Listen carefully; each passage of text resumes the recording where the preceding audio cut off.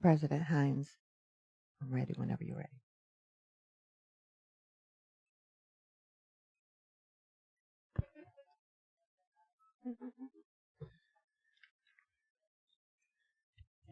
Good evening.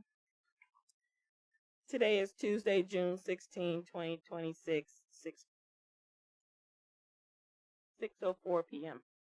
And we're getting ready for our city council meeting. I have a call to order, and we'll have Ms. Wright start with our roll call, please. Mayor Goodman, I am here. Council President Hinds, Here. Vice President Jones, Here. Councilmember Cox, Here. Councilmember Church, Here. Councilmember Martin, Here. Chief Mike Rose, Here. City Attorney Kiersten Ballou, Here. City Clerk / Interim City Manager Latricia Wright, here. I have Acting Trainee Brooke Dole, Here. and all other staff. Thank you. Thank you. At this time, we will have the opening prayer and pledge of allegiance to the flag by Mayor Charles Goodman.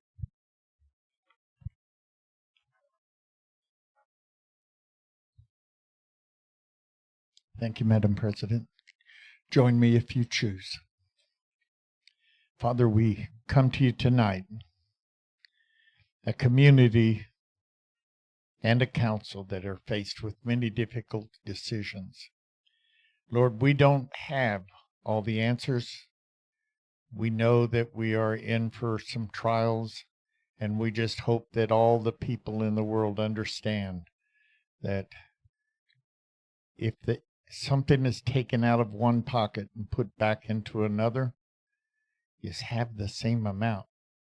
So I just ask that you get into the system and show each and every individual, each citizen, each person on the council that in fact we have to have certain amount to run our city, to have parks, to have police departments. Lord, just to sustain the community that we want to have to live in. And I ask you to be with each one of us as we look at all the issues and help each one of us to make their own decision. And I ask you to do all this in your name. Amen. Amen. I pledge allegiance to the flag of the United States of America and to the republic for which it stands, one nation, under God, indivisible, with liberty and justice for all. Thank you very much.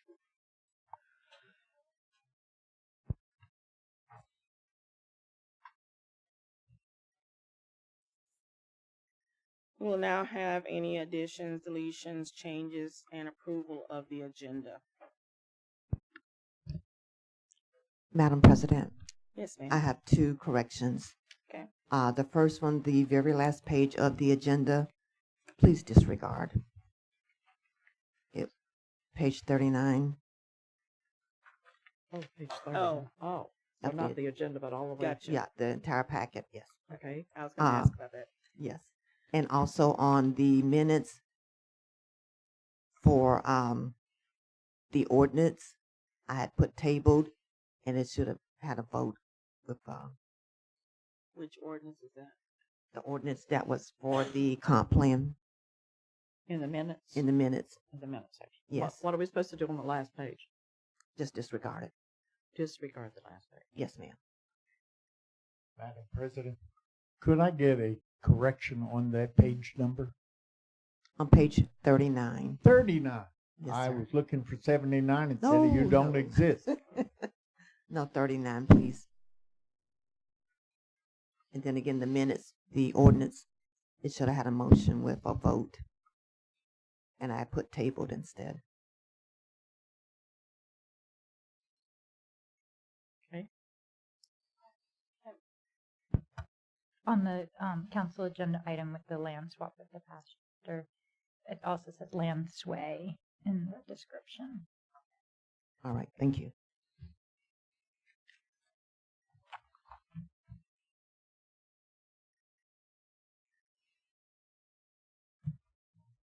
Any other I would corrections? still make a motion that the agenda as presented be accepted because it is still correct.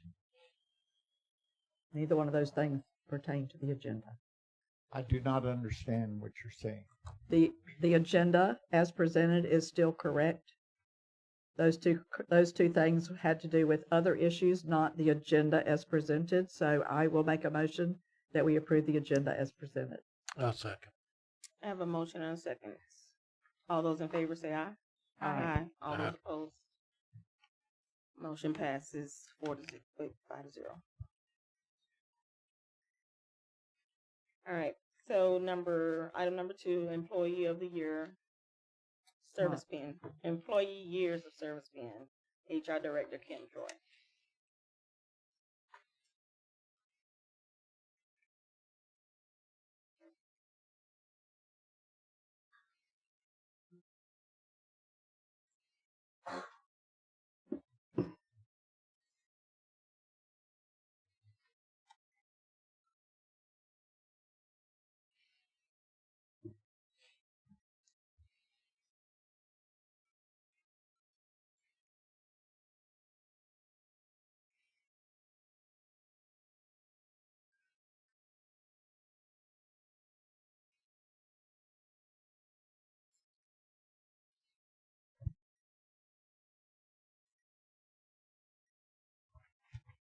Test. Mr. Tom Wolf, can you please come up here?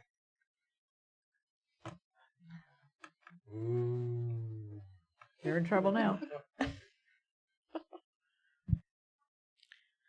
Mr. Wolf is our Employee of the Month for this month. Woohoo!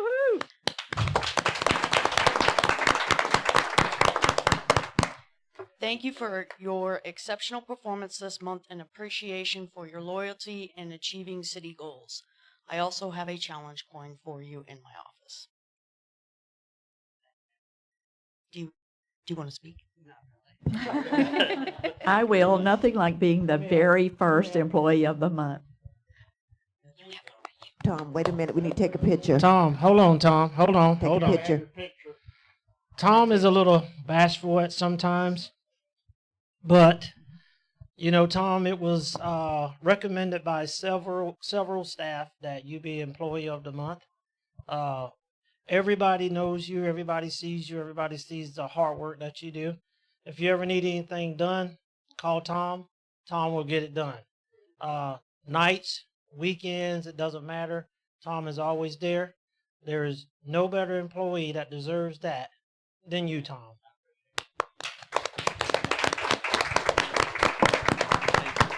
Mr. Wolf is also one of the most polite people in the city. Every morning he sees anybody, he says good morning to you. They're taking my microphone, but not my voice.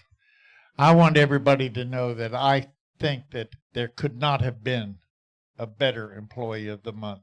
Every time that I have asked Tom for some help, he has smilingly and willingly given all that he could give.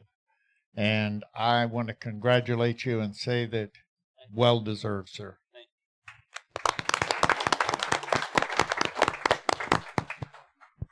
Did we get a photo?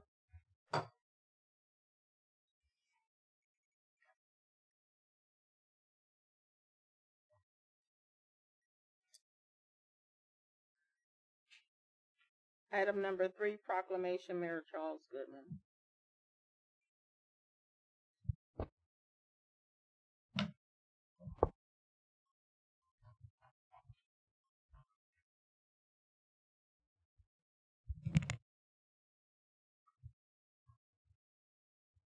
Is there anybody here that doesn't know what Juneteenth is about?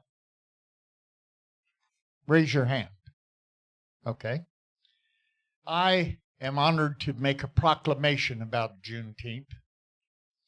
Whereas on June 19th, 1865, in Galveston, Texas, over 2 years after President Abraham Lincoln declared all enslaved persons to be free in this country, Major General Gordon Granger of the Union Army troops enforced the Emancipation Proclamation and freed the last enslaved black Americans.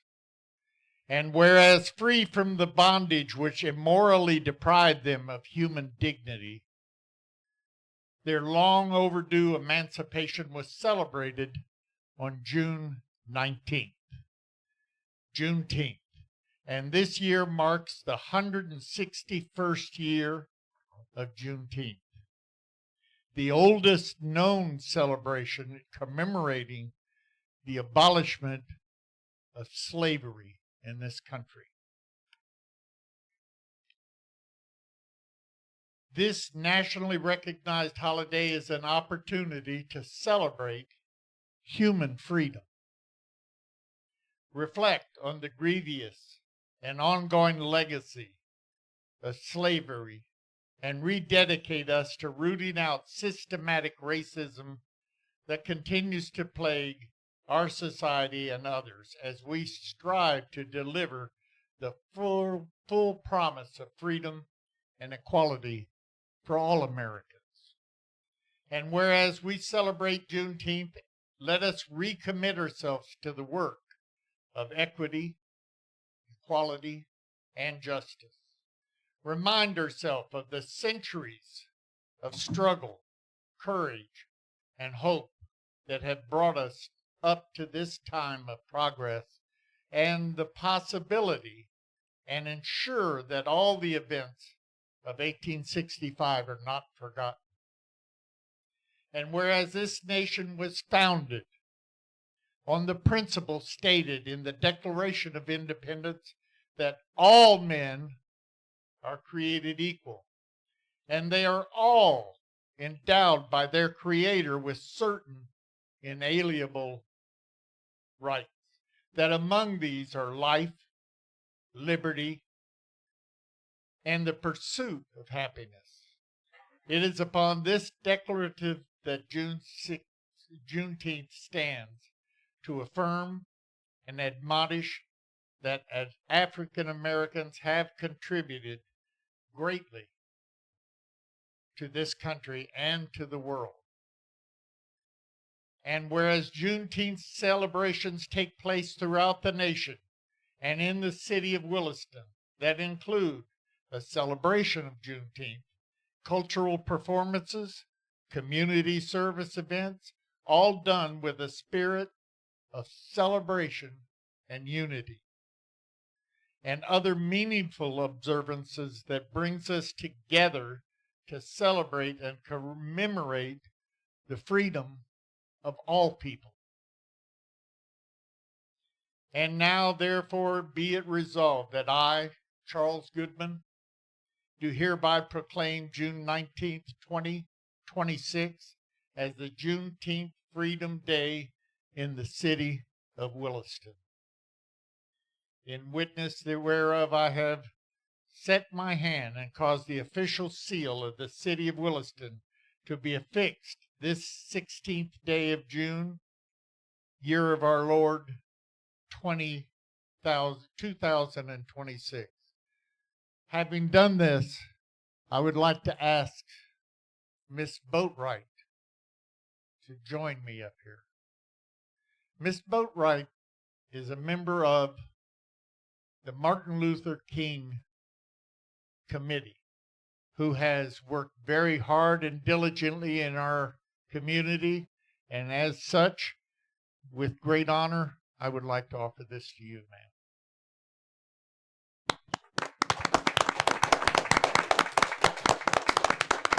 Miss Gussie, need a picture, please. No, you too. Thank you. I believe the other two ladies are also on the committee. Yes. If you're not going to be here, I'm not. Come back. And Miss Gussie, could you hold up the proclamation?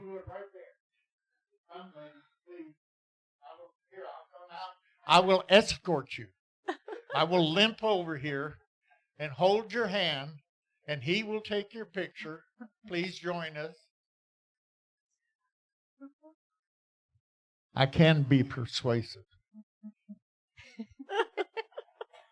She doesn't look too happy about it, though.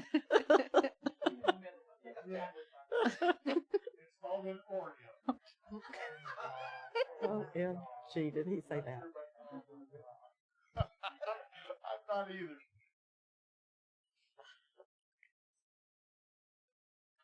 Thank you, sir.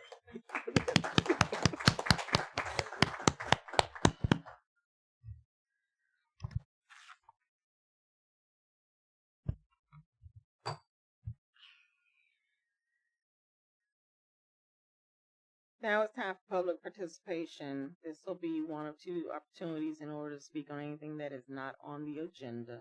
You will have 5 minutes to speak. Do we have anyone who would like to speak at this time? Please state your name and where your residence, please. 43 Northwest 4th Street, Joel Penny. This past week, I had the city come out and do a few things at my house.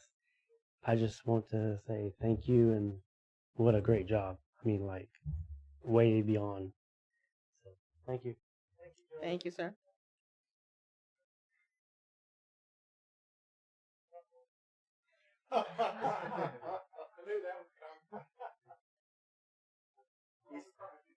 We still love you. Robert Langens, 500 Northwest 5th Avenue. I want to thank Mike, Alex, which is no longer here, Mike the electrical and electric department. We finally have all our originally installed street lights up and running. Yeah. Terrific. So appreciate all the help. Yeah, 2 thank yous. That's just like impossible there. Anyone else? Seeing none, we will move forward to the consent agenda. Council minutes from June 2nd, 2026. I move we approve the consent agenda as revised for the minutes of June 2nd. I'll second that. We have a motion and a second. All those in favor say aye. Aye. Aye. All those opposed say nay. Motion passes 5-0. Updates, staff, board, and council. We'll start with Police Chief Mike Rose. Quick update. Attended the county commissioner meeting today. On the agenda, item number 18 was Cornelius Williams Park. I am pleased to report that it was unanimous, that they approved the second reading for the development of Cornelius Williams Park. Woo-hoo. Thank you so much for that update. And I went back to the PD Monday. I know. That's why I called you Police Chief. Still love you, though. All right. City Attorney, Ballou, do you have anything now? Miss Wright, Interim Manager, City Court. Nothing at the moment. All right. Any other staff? None? Seeing none? All right. Anyone on the council? Miss Meredith. Yes, I have 2 things that I would like to address. And first has to do with our police chief and our interim city manager. My understanding is that the chief is going to continue to come over to the city hall 2 days per week and help follow through on some of the projects that he started with. So I think we need to vote on that to make sure that all the council agrees that that just can't be a unilateral decision, that we need to, am I correct, that we need to at least have a conversation about that? I'm delighted about it, but we should have a conversation. Sure.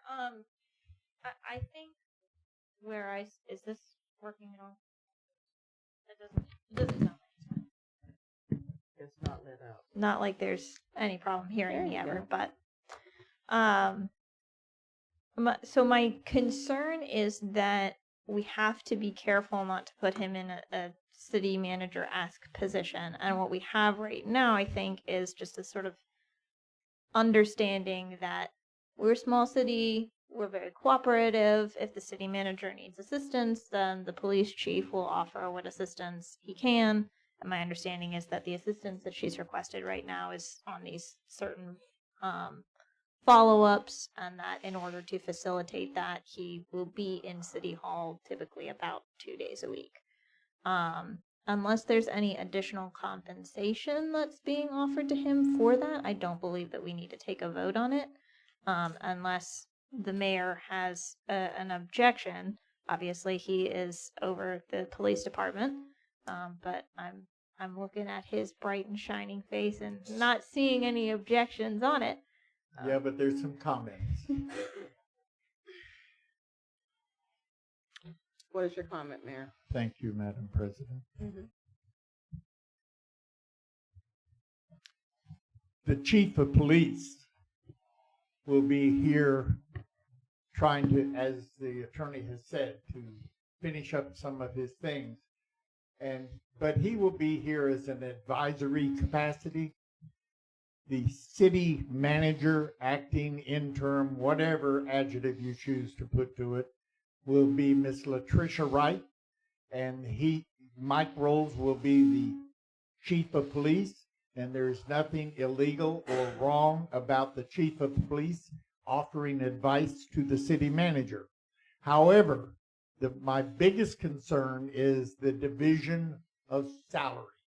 I want to make sure that the chief and the city manager both knows that during the time that he is helping the city as an assistant, that the police department is not billed for his time, that there is an equitable solution, and I will accept any equitable solution amongst honorable people, but I do not want the police department to be fully paying for his salary while he is doing other things, trying to assist the city. That's all I have to say. Thank you very much.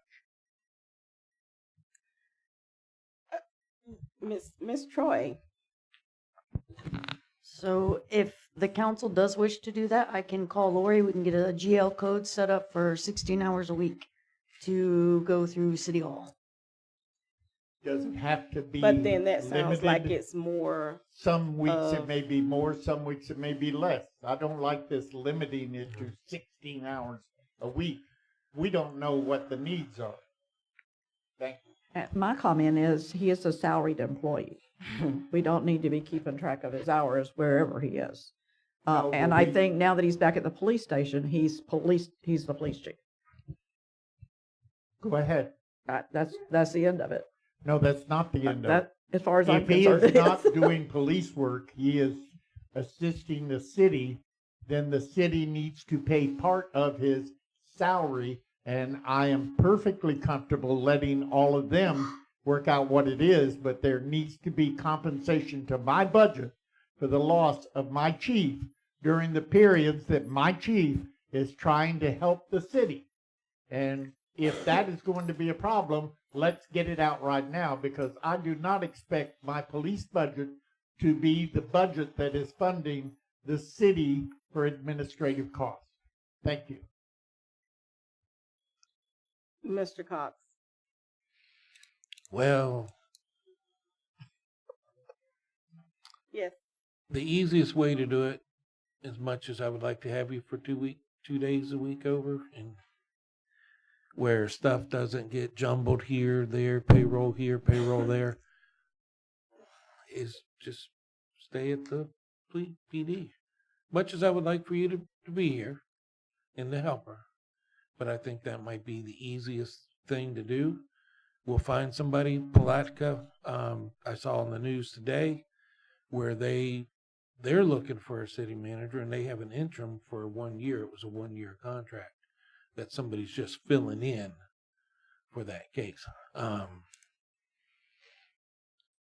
just think it'll save from, as this whole deal goes on, where he's staying over there, it's for a couple of days a week, and then it's here and stuff like that. It'd just be easier just to. And I think it needs to not be structured. Correct. Because if he's in an advisory capacity, he doesn't have to be here in order to have conversation with Latricia. He could do it from his office. And That way he's in his office at the police station, and hopefully it's not going to require a whole lot of time. I would have loved for you to have been able to give her a handoff. I know what we talked about and what we discussed, and it appears that even though the mayor seems to be okay with assisting us get back on board related to Miss Latricia, I think he still has an issue with it. So in order to keep him happy, keep your job intact without any issues, still remain in a advisory, have her be able to call you and have a conversation with you. It's not the best situation in order related to transitioning power, I'm gonna say. But this is what we have, and this is what we have right now. So I think the best solution is to, as she needs assistance when things happen with projects that she's not really sure about, to be able to pick up a phone and call you. If you guys need to have a meeting, I'm sure it's not going to cost anybody from anybody's budget in order to have you guys sit down and have a conversation. Is that okay with you, Mr. Mayor? Thank you, Madam President. You're so welcome. No, it is not, but I will accept it. Okay. I'm not really sure what you're wanting now. I thought I was being very clear, so I will try to restate it in a. What did you say, I Madam? said you want some money out of the budget. From yours, from Would ours to you yours. like to talk, or may I have the That's floor? what you said, though. Would didn't you like to Miss talk, or Jones, may I have the let him floor? speak, because we're not going to do this. Go ahead. Thank you, Madam President.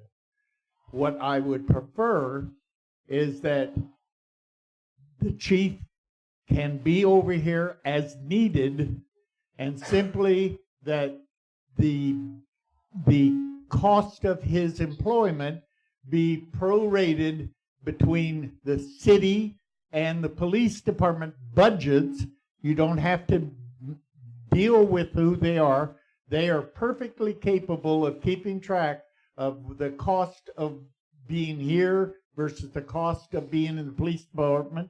They do not need the mayor or the council to tell them how long they have to spend to do the two different things, that they are perfectly capable of it. I am willing and think that it's a good solution. It's this money thing that seems to be everybody's problem, and I'm sure that everybody can see that it is simple math. Let them decide how much time he has to spend here and allow the city manager to fairly compensate my budget for the loss of him. I'm not asking for a dollar amount. I don't care if it's 10 cents. I think he's worth more than that. But my point is, we can let them make the decisions. They are the managers, and we don't have to micromanage them. Let him help her all she wants. Let him help her all he's willing. Just understand, council, that we have budgets, and if my budget is impacted, I think my budget should be compensated a reasonable amount for what it has lost. It doesn't have to become this major contention. It's simply an understanding that they will keep track of it, and they will talk to HR and get a just compensation for my budget, so that my budget does not reflect administration to the city administration. That is all I'm saying. That's all I'm pointing out. And I do not agree with this whole concept of it doesn't work. They are capable of working with each other. They know each other. They are capable of doing what you're asking them to do, but it's your choice. Do what you want. But there has to be an understanding. Thank you. And I will say no more on it. Councilman Jones, you can go right ahead now. All I did was repeat what you said, Mr. Mayor. I was agreeing with you.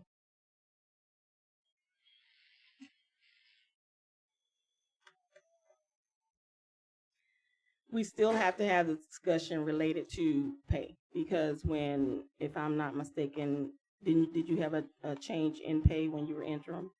Yes. Okay, so if we're talking about taking, 15% is what he got. okay, Yeah. so it's not as simple as 1, 2, 3. So we would have to actually have a conversation about whether or not we're willing to make that payment, or in that realm. So let's have the discussion. He got the 15% as well as Miss Latricia when they were serving together, because that's what it says in the HR policy that they get. But if he's going back to the police station, the 15% goes away.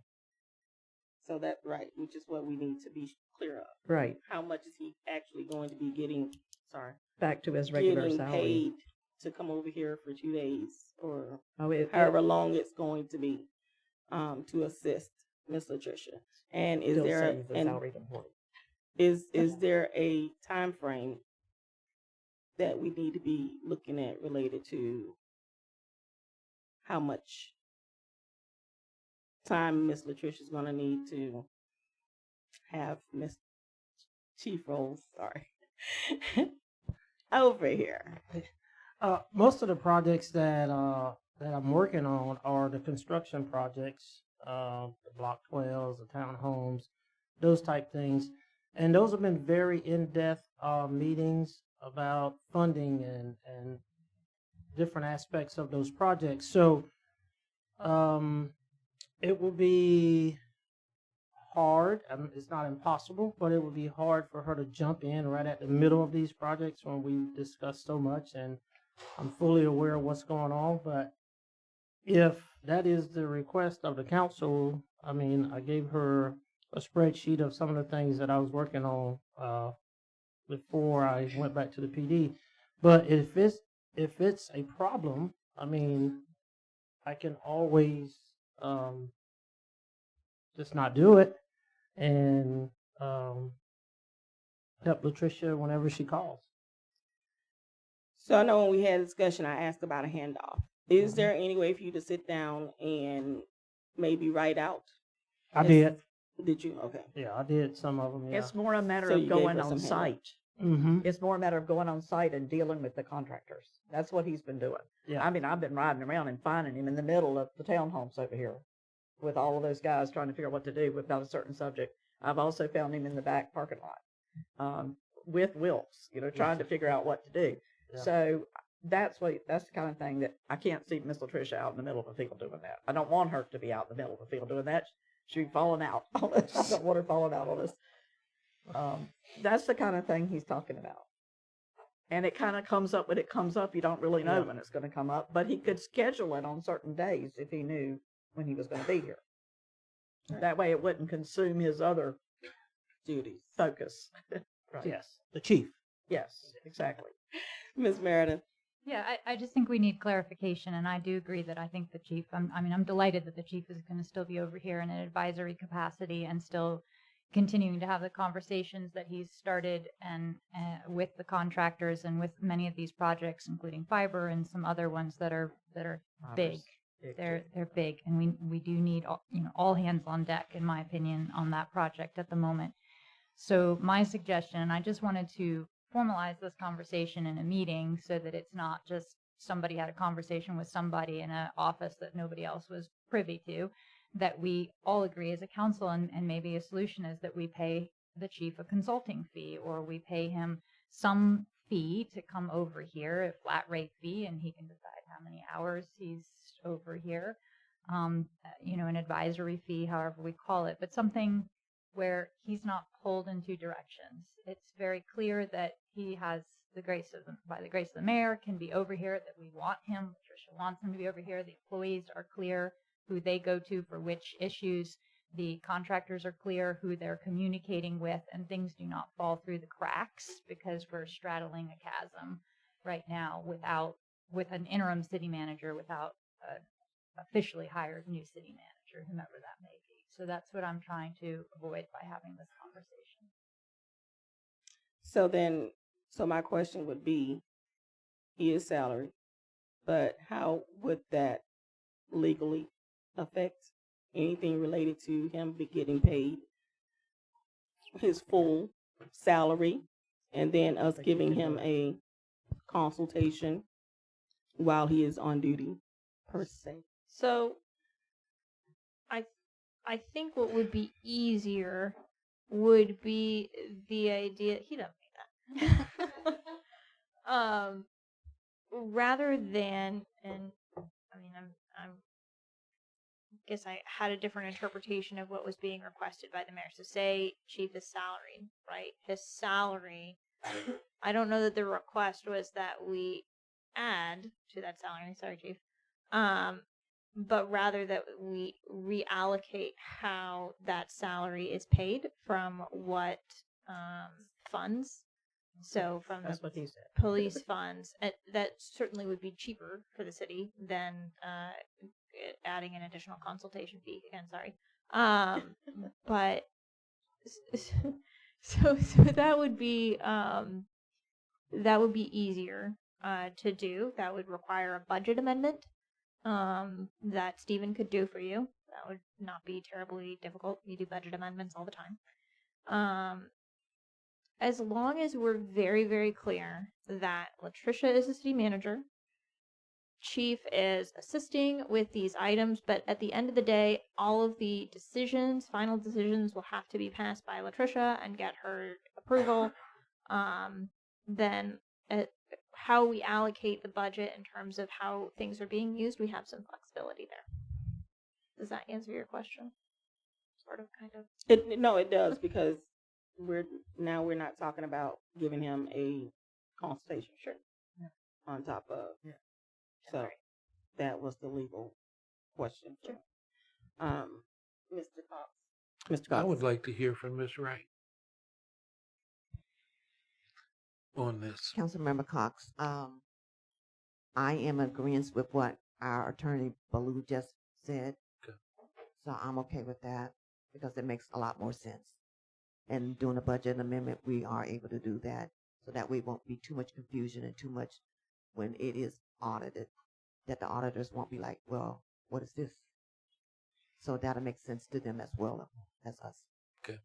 And we're still going to have a meeting to discuss a city manager.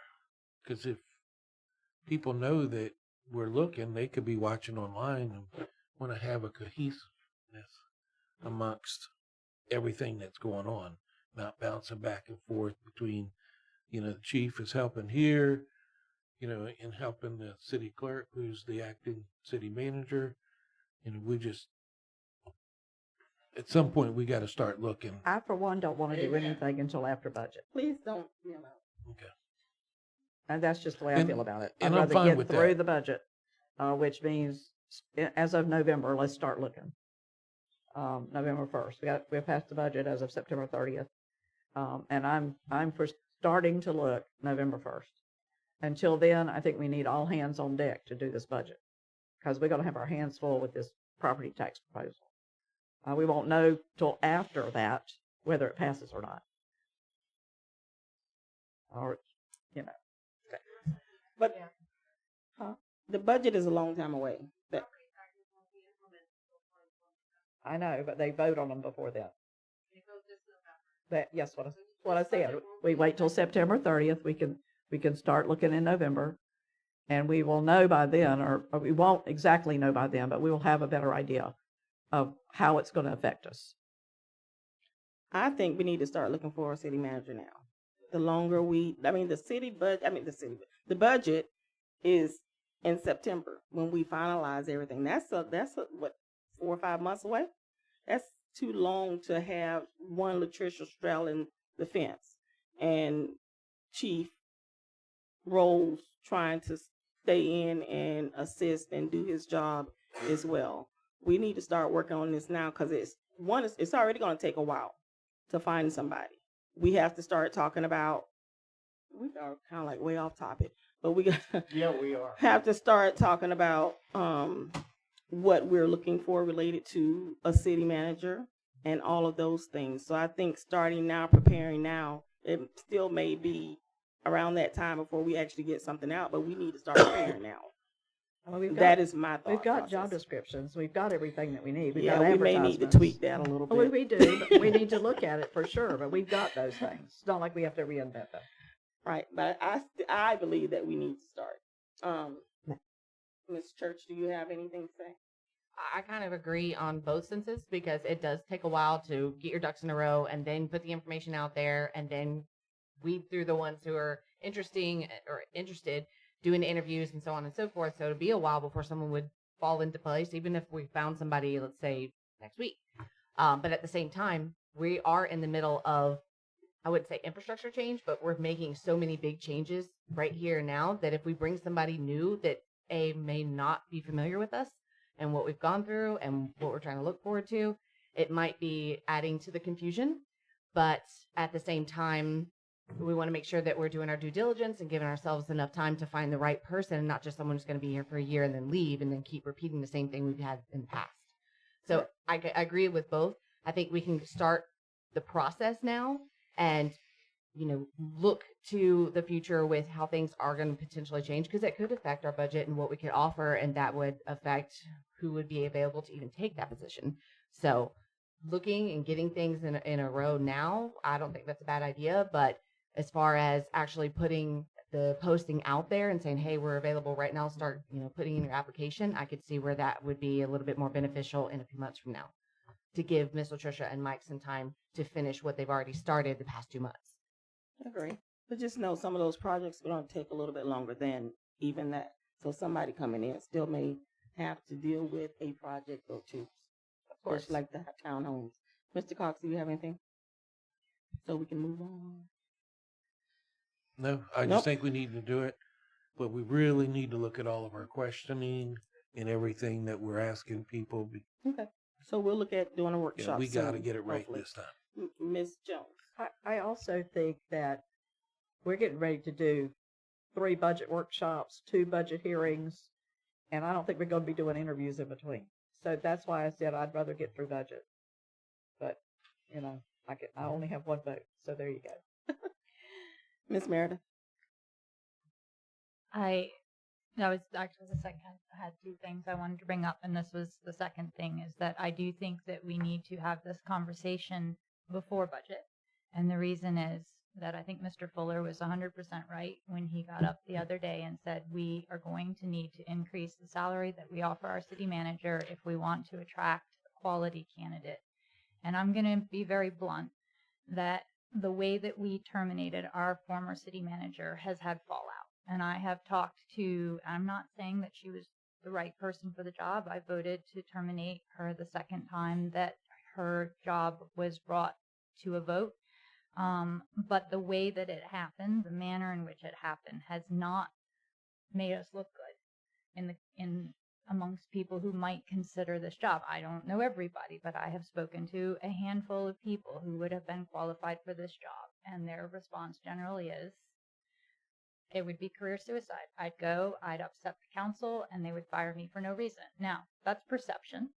But I do think that we need to really take a really hard look at how we handle our city managers. I think we need to take a really hard look at how we let them do their jobs. I think the council as a whole needs to do a little soul searching on that before we pay somebody to come here and then turn around and a year later fire them for the same reason, that in the same manner that we actually were upset that they fired other people. It did not look good. Again, I'm not saying that a former city manager was 100% the right fit, and then I'm not saying that she needed to continue to be here. But I do think we need to be really careful going forward, and I think that's a conversation we should start having now so we can get the right candidates in. I agree. The only thing that I will disagree with is how we fired her. She was given opportunity, not twice, at least twice, to do things differently. Unfortunately, we can't talk outside of here. So the only way we can terminate is to terminate within the confines of a meeting. I agree. And I asked for a second meeting so that we could have a conversation and allow her side of the story to be heard and get all the information, because some people had certain set of facts that other people didn't. And as it turned out, some of those facts were not, in fact, facts. And I think we should have done a little bit more due diligence. The vote may have ended up the same. I just think we have to show that as a governing body, we do our due diligence. You know, she did do the things that we asked her to do in November. And what happened later on this spring? Okay, I didn't agree with it either. But there was no due diligence done. There was no meeting. There was no conversation. It just happened. That's what I disagree with. I don't necessarily disagree with the vote. I disagree with the manner in which it was done. Okay. So then we should have a discussion on how we, as you said. Anything else, Chief Rose? Because this was on the piggyback of you. So we can move. No, I am. Oh, it was. I'm thankful for the time that I spent as the interim city manager, and the working relationship between myself and the council was beautiful. And if we maintain that type of respect for the position and the respect for each other, I think the next city manager should be able to just strive once they get caught up on what's happening. So I have no complaint about the working relationship with the council. I think it was beautiful, and I'll be more than happy to help the council with anything else they may need me to help with in the future. So thank you for the opportunity. Thank you, sir. We appreciate you. Ms. Wright, did you have something? Yes. Since you all are talking about going forward with looking for a city manager, I would like to put together a workshop so you all can discuss and let me know what you all want on the application or for the reference of what you're looking for a city manager. And that also, as Ms. Debra said, that's going to be salary. So we kind of do need to look at the budget first, see what we can offer and what we have available to offer them. So I will send you all an email with several dates. You all just let me know individually what date works for you, and we can move forward with doing a workshop to get all the criteria that you all are looking for a city manager. Sounds good. Anyone else on the council have anything to say? Yeah, just one Mr. more. Fox. It's not going to be an easy task, because watching on the news down in Orlando and all of that area, and even up in here, to find a city manager is very hard pressed. Who was it? High Springs took a long time. Lake City took forever. Yeah, Alachua. So, but I don't want us to rush to doing it either. I want to make sure that we owe it to the staff to make sure we have the right person for the right job. Okay, Thank you. it. Mr. Mayor, you have anything? Not anything that will further this conversation. I am So this done. update.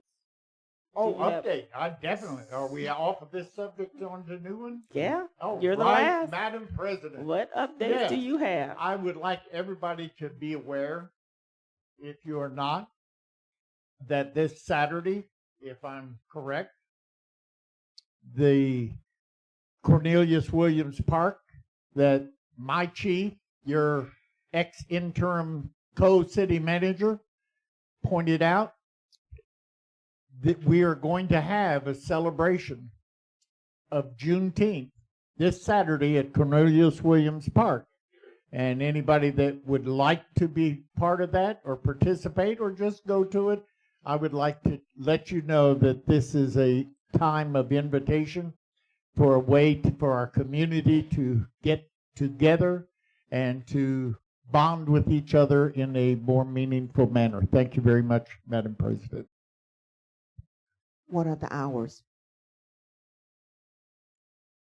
Thank you. 10 o'clock till 2. Thank you. Can we back up and can I add something? Because you didn't really ask us. We gotta quit. I didn't One say subject. anyone else from the council. But go ahead. I mean, I was too busy oh, talking to the other stuff. Okay, I thought we were done with that subject. I'm sorry. I don't even know what I have now. Hold on a second. Okay. Oh, I just want y'all to know that the the guy, A.J. Kuntz, who is the guy who currently owns the tax certificates for the hospital, and I'm talking right here to the police department, they are not doing an asbestos survey, but they are coming, the same person who did the asbestos survey for the old high school when they tore it down is coming to look at the hospital for the first time on Friday between 10 and 10:30. They're going to want in. I can get them in the building itself, but not the other modular buildings. They're going to be there all day Friday and all day Saturday. They're coming from Orlando. I'm planning to just leave them there once I get them in, because they are coming at the direction of the guy that has the tax certificate. So what I'm trying to tell you is that's still moving forward, which is a good thing. He's still trying to do something with him. I myself am trying to get him in the direction of a hotel. He told me this afternoon he had actually talked to 2 hotel chains, and they are doing their due diligence on behalf of Williston to see if we are a good place to put a hotel. I kind of gave him some things that went on here and why we needed one. A lot that had to do with the airport and different things that go on out there, and the different flight schools and ag crop duster schools and all that kind of thing that go on out there as well. I just wanted you to know that the hospital portion is still moving forward. I kind of washed my hands of it, because once it became his, and we handed him over the keys and gave him the combination, so he's kind of on his own, but he's not coming with this person on Friday, so he's asked me to get him in. So question. Yes, ma'am. So how's that going to affect the helipad that's out there in the event? You mean if they tear it all down? Yeah. They're not using it now. They're using the airport. Oh, is that what they're doing now? Mm-hmm. Yes, ma'am. Yeah, that helipad hasn't been in service for years. Right. You'd Okay. have to get it recertified through federal regulations. Like there's actually quite a bit that goes into that. Yeah, I remember when we did it and originally. presently, Shands Care and Levy County EMS and Williston Fire, we all have a pretty good system set up at the airport. Yeah, they use the airport. Other than that, I just kind of wanted y'all to know that that's still moving, and that he's still got a hold of it. There is a deadline. I want to say it's the 15th or 16th of July, that if he can't decide he wants to do something with it, it's going to revert back to the county. And they will or it could revert to the city. He actually wanted to know if we wanted to buy it. I told him we had no money to buy it. County doesn't either. So it will revert back to the county is about what it amounts to. If he doesn't decide to keep it or can't sell it between now and then. He's got about 5 weeks to make that happen. Okay. Any other updates?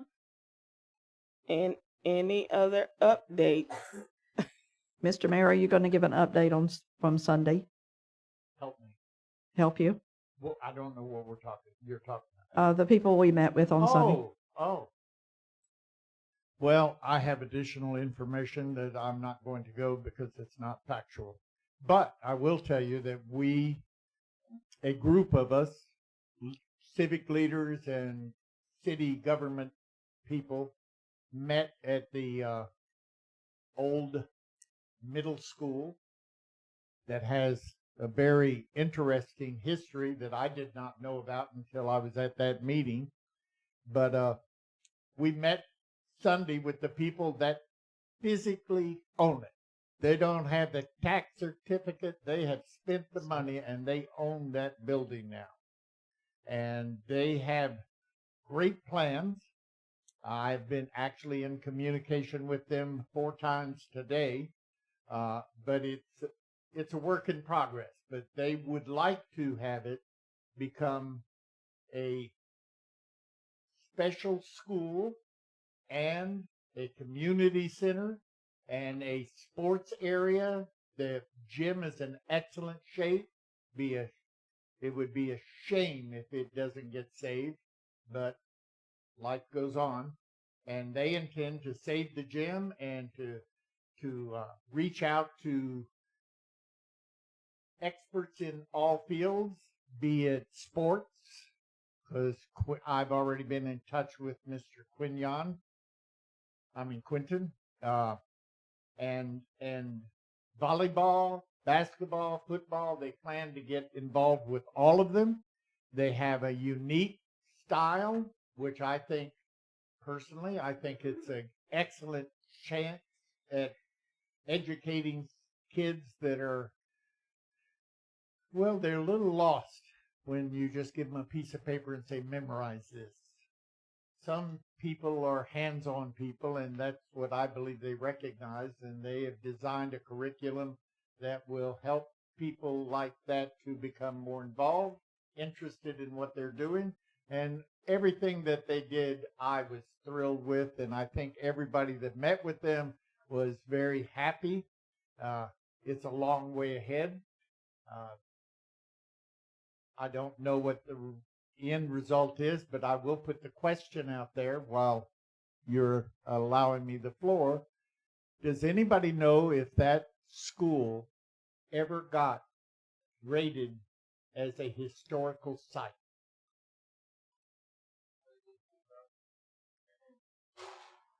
If No.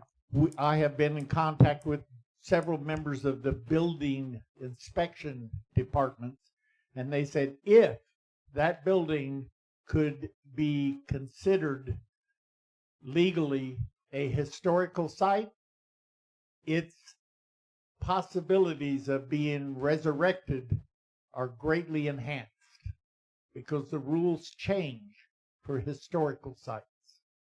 And the feelings that I have currently is if we maintain a hard stance that we can't get this as a historical site and it must be brought up to what standards would be held accountable today completely,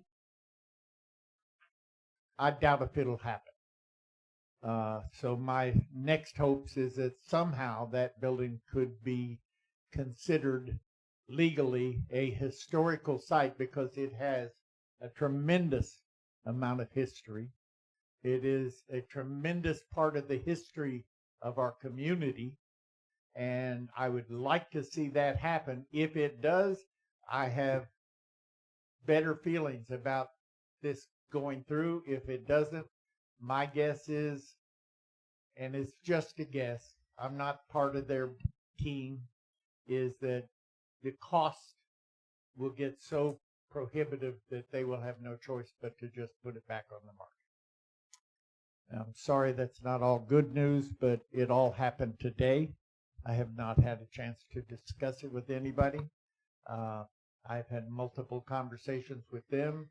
I have had multiple conversations with inspectors and members of the code enforcement community, and that's the information that I was given, and I did not intend to release it like this, but I have. Thank you.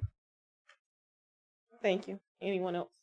Ms. Jones? I would just go say, if you want to look it up, it's under MODE campus. They're out of Washington State. It gives you all about their school model, MODE. And it's a Danish model of school, a charter school. As the mayor said, they go to school there, they work there, some of them live there. It would take definitely zoning changes on that behalf. I haven't heard from them today. I saw them on Sunday and everything was wonderful. I will say that Miss Gussie and Latricia and Albert also joined us on Sunday when we were there. So I was very encouraged. So I hope we can help them. I know the gym could be called historical without a problem. But I don't know about the rest of it, but the gym for sure. Okay. Madam President, Yes, I sir. know I'm a pain, but please pardon me We one just still second. on. We changed the zoning of that property for the last people that were going to buy it. So changing the zoning is something that we have done, we are capable of doing. So the zoning isn't a major problem as I saw it. Thank you. Anyone else from the council? Seeing none, we're going to move on to new business. Where'd Chief Rose go? All right, so we're going to have Discussion with possible action, land swap with Pastor Johnny Jones, Chief Mike Ross, Pastor Jones. I figured maybe he was going to the microphone. Good evening. Good evening. To the members of the council and the public, I do have a handout, and I don't know if it's appropriate to hand it out to share it now. Okay, but I'll be happy to share. This is a handout for you to take tonight.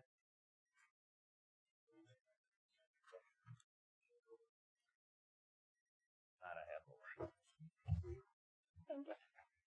Can we give you enough? Thanks, sir.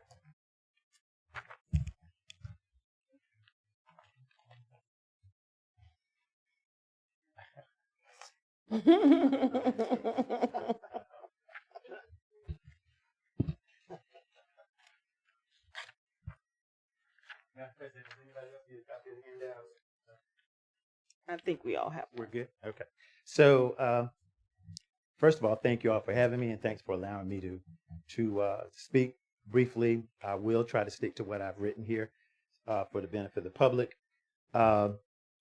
We are coming to the subject of tonight's discussion, hopefully, is to propose a land exchange between our church-owned property, Fountain of Life Kingdom Covenant Church, which is at 20990 Northeast 40th Street, which is County Road 318, and a city-owned property, which is located at 333 Southeast 6th Avenue. So for a quick executive summary, Fountain of Life Kingdom Covenant Church respectfully requests consideration of a mutually beneficial land exchange involving approximately 2 acres of church-owned property adjacent to Cornelius Williams Park and approximately 2.36 acres of city-owned property located at 333 Southeast 6th Avenue. This proposal is not a request for financial assistance, subsidy, or expenditure of public funds. Instead, it represents an opportunity for the city of Williston to acquire strategically positioned property that would significantly improve access, visibility, and future expansion opportunities for Cornelius Williams Park, while simultaneously enabling the church to develop a new worship and community service campus within city limits. So the proposed exchange would create long-term public benefits, strengthen community partnerships, enhance park accessibility and safety, and support future economic and social development. Currently, access to Cornelius Williams Park, as all of you know, is limited, and it presents challenges for residents and visitors. The primary access route requires travel from U.S. Alternate 27, a divided 4-lane highway, and visitors who are traveling eastbound have to either navigate a U-turn before entering the access easement leading into the park. So obviously this configuration, and I won't read all those bullets there, poses some problems. Obviously, as a solution to that, the church owns property that is adjacent to Cornelius Williams Park, but also has highway frontage on County Road 318. Our proposal, the city would receive approximately 2 acres of church-owned land adjacent to the park, and the church would receive approximately 2.36 acres of city-owned land at 333 Southeast 6th Avenue. No cash payment is requested from the city. No taxpayer funding is being requested. And obviously there are some huge benefits, including improved park access, future park expansion opportunities, protection against incompatible development. And I really want to hammer in on that one for a few moments. I fear, because of the current zoning of that property, if we were to put it on the market, that it is only going to do more damage to that community. And so if the city takes ownership, I could easily see that becoming something that is going to be more beneficial to the community than what would possibly go there as is zoned for commercial and light industrial now. Economic development, of course, is always a benefit. The church intends to construct a new facility within the city limits.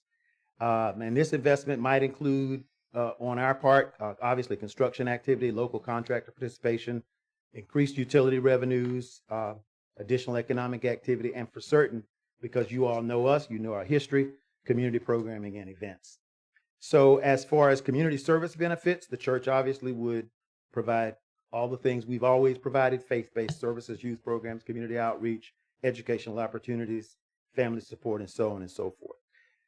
There would be no direct cost to taxpayers. The proposal does not require city funding, no new taxes, no debt issuance, no general fund expenditures. Instead, the city would receive strategically valuable property through an equitable exchange. And the church chooses not to sell, and this is why we are preferring to go this route. It's been something I've been thinking about for a long time and have mulled bringing before the council for a long time.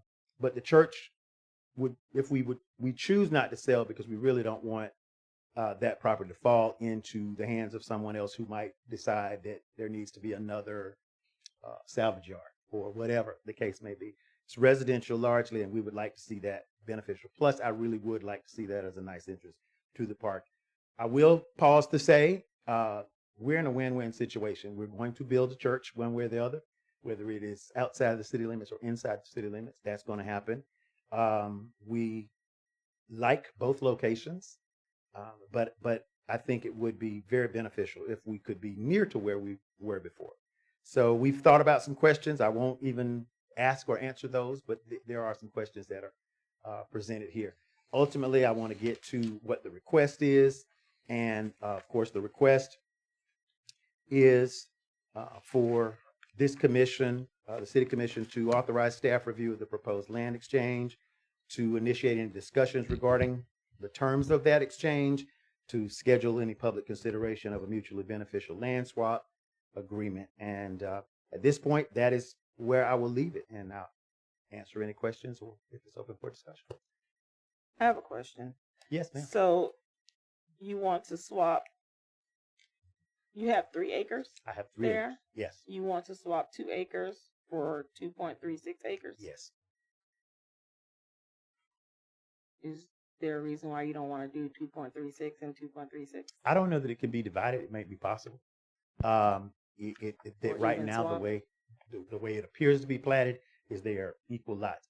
That's a question I can't answer right now because I didn't go down that road to research that deeply. But I will tell you that the 2.36, the way it's configured, is a lot different. It's more triangular as opposed to the 3 rectangular lots that we have. And since it is triangular, there's kind of an unusable portion. So as far as usable land, it's probably about 2 acres. Okay.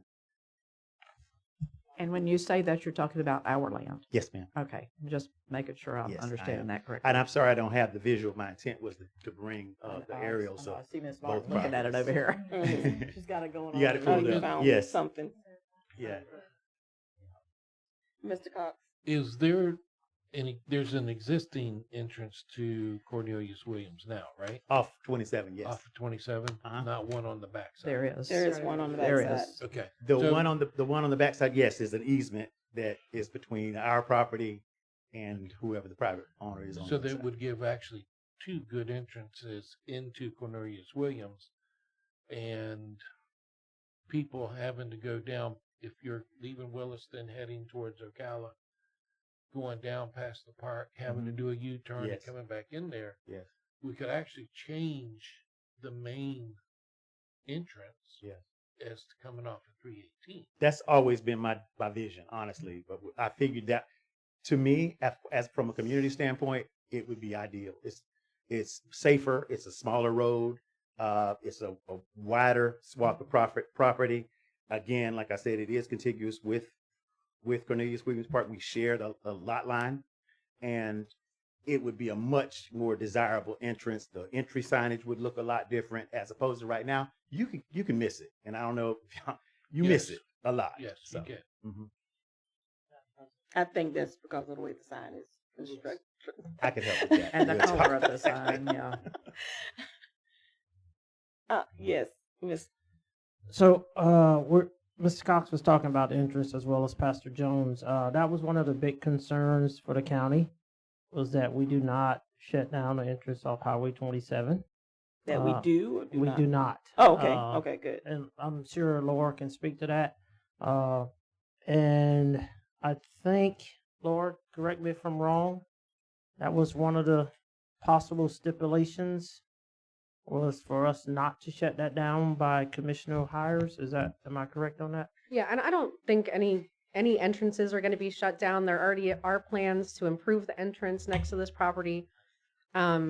This can only help that property. It can't hurt that entrance. The entrance right now is big enough for a car, but it's big. It will be big enough for a car when we improve it. But there are also RVs and buses that could maybe use an entrance in the back, so that could be improved on in the future as well. So. And I have one more other question, and this, me and Pastor Jones talked about this, and this is how this got brought up. And I know he's wanting to do the 2 for the 2.3. But Pastor Jones, my question to you for clarification of the council, if they were to move forward with the 2 acres for the swap of the 2.3, we're always still going to be in that situation of that one extra lot that you have could be sold and could be bought by the Savage Yard. Sure. So it still kind of puts us in the same situation we're in right now. So I just want you to make that clear to the council as what the plan would be if they take the 2 for the 2.3. Sure, absolutely.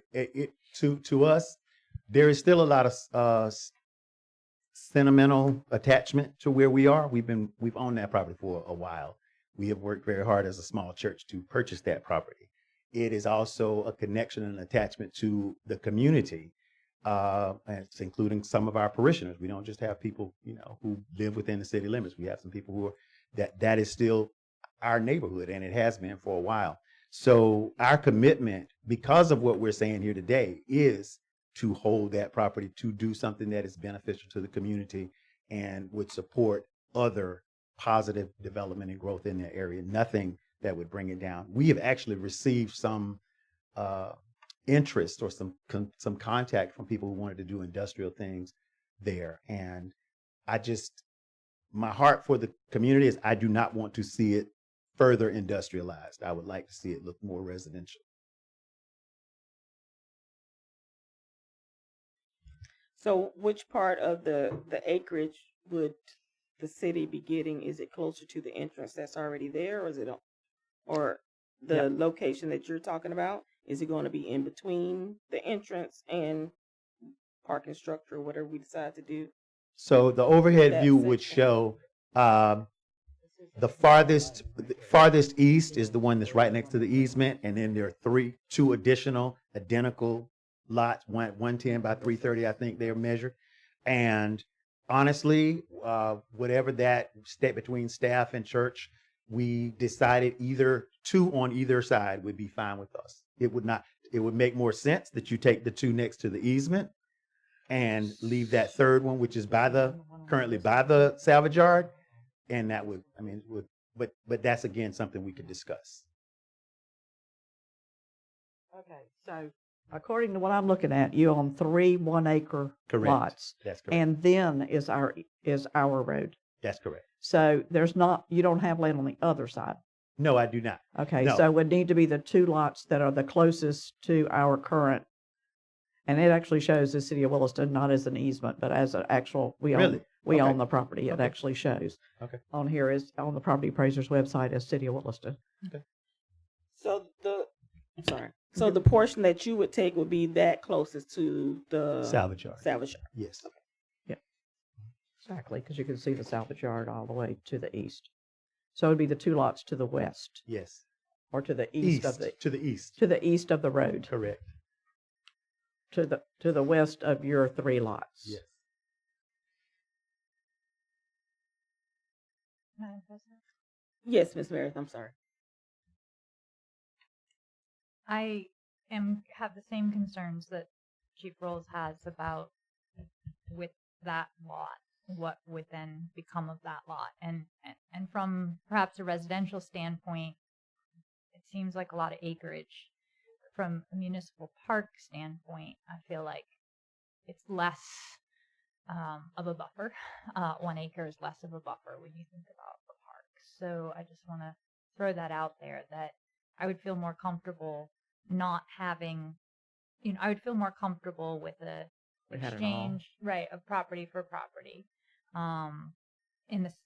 Only in the sense, hopefully not in the sense of being greedy, but only in the sense of protecting our investment into whatever we do with that particular entrance. the other entrance is already quite cramped by industrial properties on either side and warehouses. It's not the most aesthetically pleasing entrance to a park. And I think that if we were really going to try to make Cornelius Williams Park be the best that it possibly can be, having the ability to have, even someday down the road, some other building, I don't know, Laura might be freaking out, but some other building or something like that we could have there, having more of a buffer would be advantageous. Can I address that? Yes. So I'll say we're kind of at that point right now where we have, a salvage yard and a lot of industry kind of, I think honestly, looks like three sides, I believe. So that kind of already exists. And again, I'll reiterate our commitment that we would be there on that third acre to provide something that's going to be positive and beneficial to the community. There's no way that we would do anything, obviously, that would be industrial. I mean, if commercial, it would be beneficially commercial. But that's our commitment. Mr. Cox. Miss Jones. Yes, sir. Miss Jones. Miss Mr. or Jones. Mr.? Oh, Oh, sorry. Miss okay. Jones. Oh, this We got a lot of Joneses here tonight. Would this mess up anything in your plan for the park? Because I know you did a drawing a couple years ago with the park and how everything was going to do. If we swap properties, is this going to interfere with anything? It's hard for a planner to do stuff without a map, but I think that the property they would like to swap is the property that's down on the railroad tracks. Right. So we would get 2 acres next to the entrance and the back on 40th, right? Correct. I think it sounds great.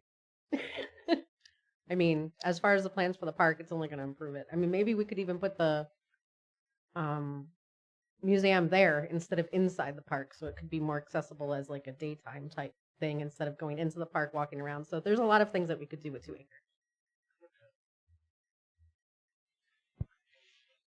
No. One more question for Pastor Sure, Jones. go ahead. To kind of help the council with the 1 acre parcel that you would keep. Sure. Is maybe there could be something that says if they go to sell, we have the first right of refusal. Yes. Yep. I was going to ask. Yes. yeah. That'd make me very I happy. think that Absolutely. would help the council feel a little bit more comfortable knowing that if it comes to the point that you do decide, hey, we want to sell it, that the city has the first right to refusal on that property. I mean, if that will help y'all out a little bit. That'd help a lot. It doesn't, because we will refuse it. No, I'm sure. No, but absolutely. I would definitely see that as being a part of that plan. Yes. And I haven't, I hate to say this, but I haven't looked at the assessed value of either piece of property. Well, they are not on paper for obvious reasons, including the zoning. They don't appear to be comparable. I feel the value to the city is location. It's a Right. strategic Yep. location. Absolutely. So that's the real spot.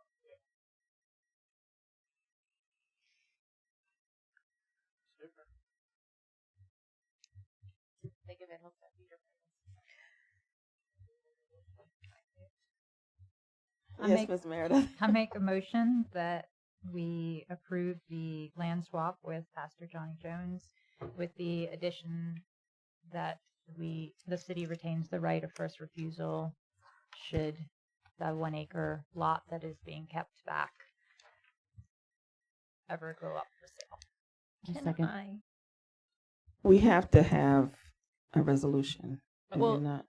if I could, what my preference would be, and you can tell me now, would be to authorize staff to start this negotiation and come back to you with a project. Because there might be, as we're sort of working through this, other things that maybe are mutually beneficial to both parties that we want to include in a contract negotiation.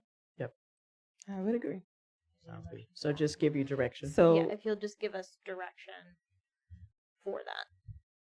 Go for it. all right. So I would ask for a consensus that we allow the city attorney and staff to move forward with drawing up the necessary paperwork and doing due diligence and research related to the project.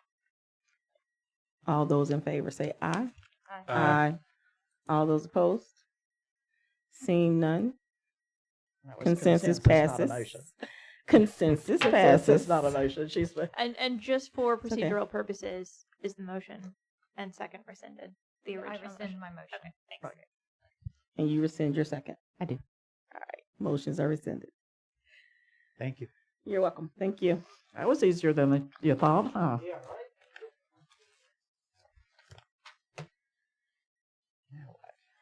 All right, so now we're going to go to item number B, discussion with possible action, review of the proposed restricted quick claim deed for top of the hill property, Kiersten Blue City Attorney. Okay, so at our speaking of, parcels of land that the city owns, we discussed the idea of what we want to do with what we're calling the top of the hill property. And so one of the things that you all had asked for was to just look at the potential of a quick claim deed that we would put out for people to bid on, which essentially what I'll have you look at is underneath that big bolded section that says this instrument was prepared at the request of. If you look down at the section that says to have and to hold, that's what you're going to want to take a look at. And basically what we've written in is all of the first two lines of that are basically just giving our interest, whatever we hold to that property, et cetera, legalese that no one really cares too much about so long as it's in the deed. And then you get to the but only, and that is so only so long as the property remains free of code enforcement fines and liens upon the condition that the property has a code enforcement fine or lien levied thereupon, the estate, which is the piece of property conveyed, shall immediately terminate, and the title shall automatically revert to the grantor, their heirs, or assigns. That's you all. So there's a couple of things to note about that. Basically what that says is if there's code enforcement lien or fine on the property, that the title automatically reverts to the city of Williston. Now, we would have to file a quiet title action in order to get a deed that puts it back in our name, but we would have the legal right to do that. Now, there's something, this is not in perpetuity. There's no such thing that is perpetuity. There's essentially a rule against perpetuities, which every law student will tell you is the worst thing that you ever have to learn, because it's the concept that no agreement can be had that lasts longer than 21 years after the end of a life in existence at the time of the agreement. So that's kind of crazy when it comes to municipalities to figure out. So I'll tell you that at this time, you can expect it to go at least 21 years, potentially more than that. But then we get into legalese, quicksand, and then, we have to duke it out in court if someone decides that they want to argue the rule against perpetuity. So I know that's a little bit more legalese than I typically drop on you, but all of that is to say it gets dicey after that period of time. But for at least 21 years, you will have that guarantee. Question. Is there a time frame as far as the fines, or I don't have one in there right now, but we can put, I'm not going to say anything that we want, but we can put restrictions like that in there. This was just the general language that we had discussed. So we can say fines of a certain amount. We can say fines for a certain period of time. We can say fines that Unsatisfied, maybe. Right. I mean, at the, overdue. Okay. I was just curious, in the event that something happens and it goes in, they get fees, but yet they come back and pay them. Yeah. Does it just automatically, or is there the way that we've written it is as soon as there's a fine. Now, keep in mind that we don't automatically start fines. You have to go to a code enforcement hearing to get a fine on your property. Okay. The way that we have our code written right now. Now, you could change that in the future. You could have retroactive fines. But the way that we have it right now is you get notice, you get a hearing, etc. But we can change it to overdue a certain period of time. Correct me if I'm wrong, but code enforcement can also determine that a grace period can be given if somebody falls into circumstances where they, for one reason or another, can't keep it up. And sort of, I think maybe it should say an unsatisfied lien. Overdue. A code enforcement lien. Yeah. how far down the road do we have to get before a lien is put on it? So liens are generally put on properties after there's a code enforcement order. So then there's a fine. And then once that fine is not paid, so if it becomes overdue, then we record that order as a lien on the property. So we could just put it as liens, right? That's a code enforcement order that's not satisfied, and then we go ahead and file that order on the property as a lien. And we could take out the wording of fines. But then we would have to make sure that we actually do that process of recording them on the property. So we have flexibility. Now, keep in mind, the more restrictions that we put on here, the less valuable the land generally becomes. The less people will be willing to pay for it. But I think if it says we're going to take it back with one little code violation, they're less likely to buy it too. Sure, yeah. I mean, the So I more, think- yeah, the more restrictive it is, the less likely the less that's money pretty people tough. will spend. Keep it simple. If our goal is to get rid of it, let's not put so many restrictions on it that nobody will want to buy it. So what if we eliminated the portion about the fines, but left the portion about the lien, which would give people a period of time? I mean, what we're trying to avoid is what happened across the road from here with endless number of years of abandoned property and great neglect.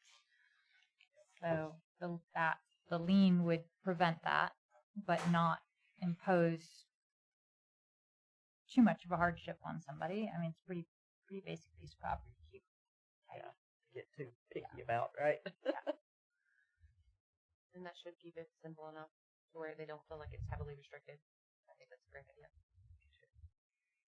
Okay. So I do too. I just hope that with that, especially if code enforcement, I'm always looking down the road. Code enforcement knows the person, and okay, then we kind of give longer than time needed to pay the fines. Just want to make sure that we are covering ourselves in that respect, because people are people. Well, Even though we hire good people. Yeah. We don't hire them though. They're not employees, they're volunteers. So, just cover us.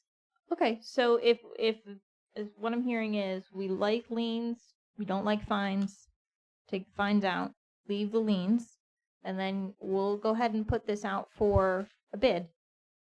And we'll tell you So what all. would that process look like? So basically what that looks like is anytime we put anything out for bid, we throw it Declare up surplus? on we throw it up on our website, the name of which Central Bidding, thank you. And we see what bids come in. You have the right always to decide that you do not want to take any of the bids that come in. So if all of them come back at lower than you would be willing to part with the property for, which may happen depending upon how people view the restrictive covenant language, then we can always say no thanks, and we can come back and do something different. So does it have to be on Central Bidding? We can put it on multiple different sites. Because I don't think a lot of people look there. I think that there are I mean, reasons local people for don't look there. Let's put it that way. Yes, it can be on more than just that website.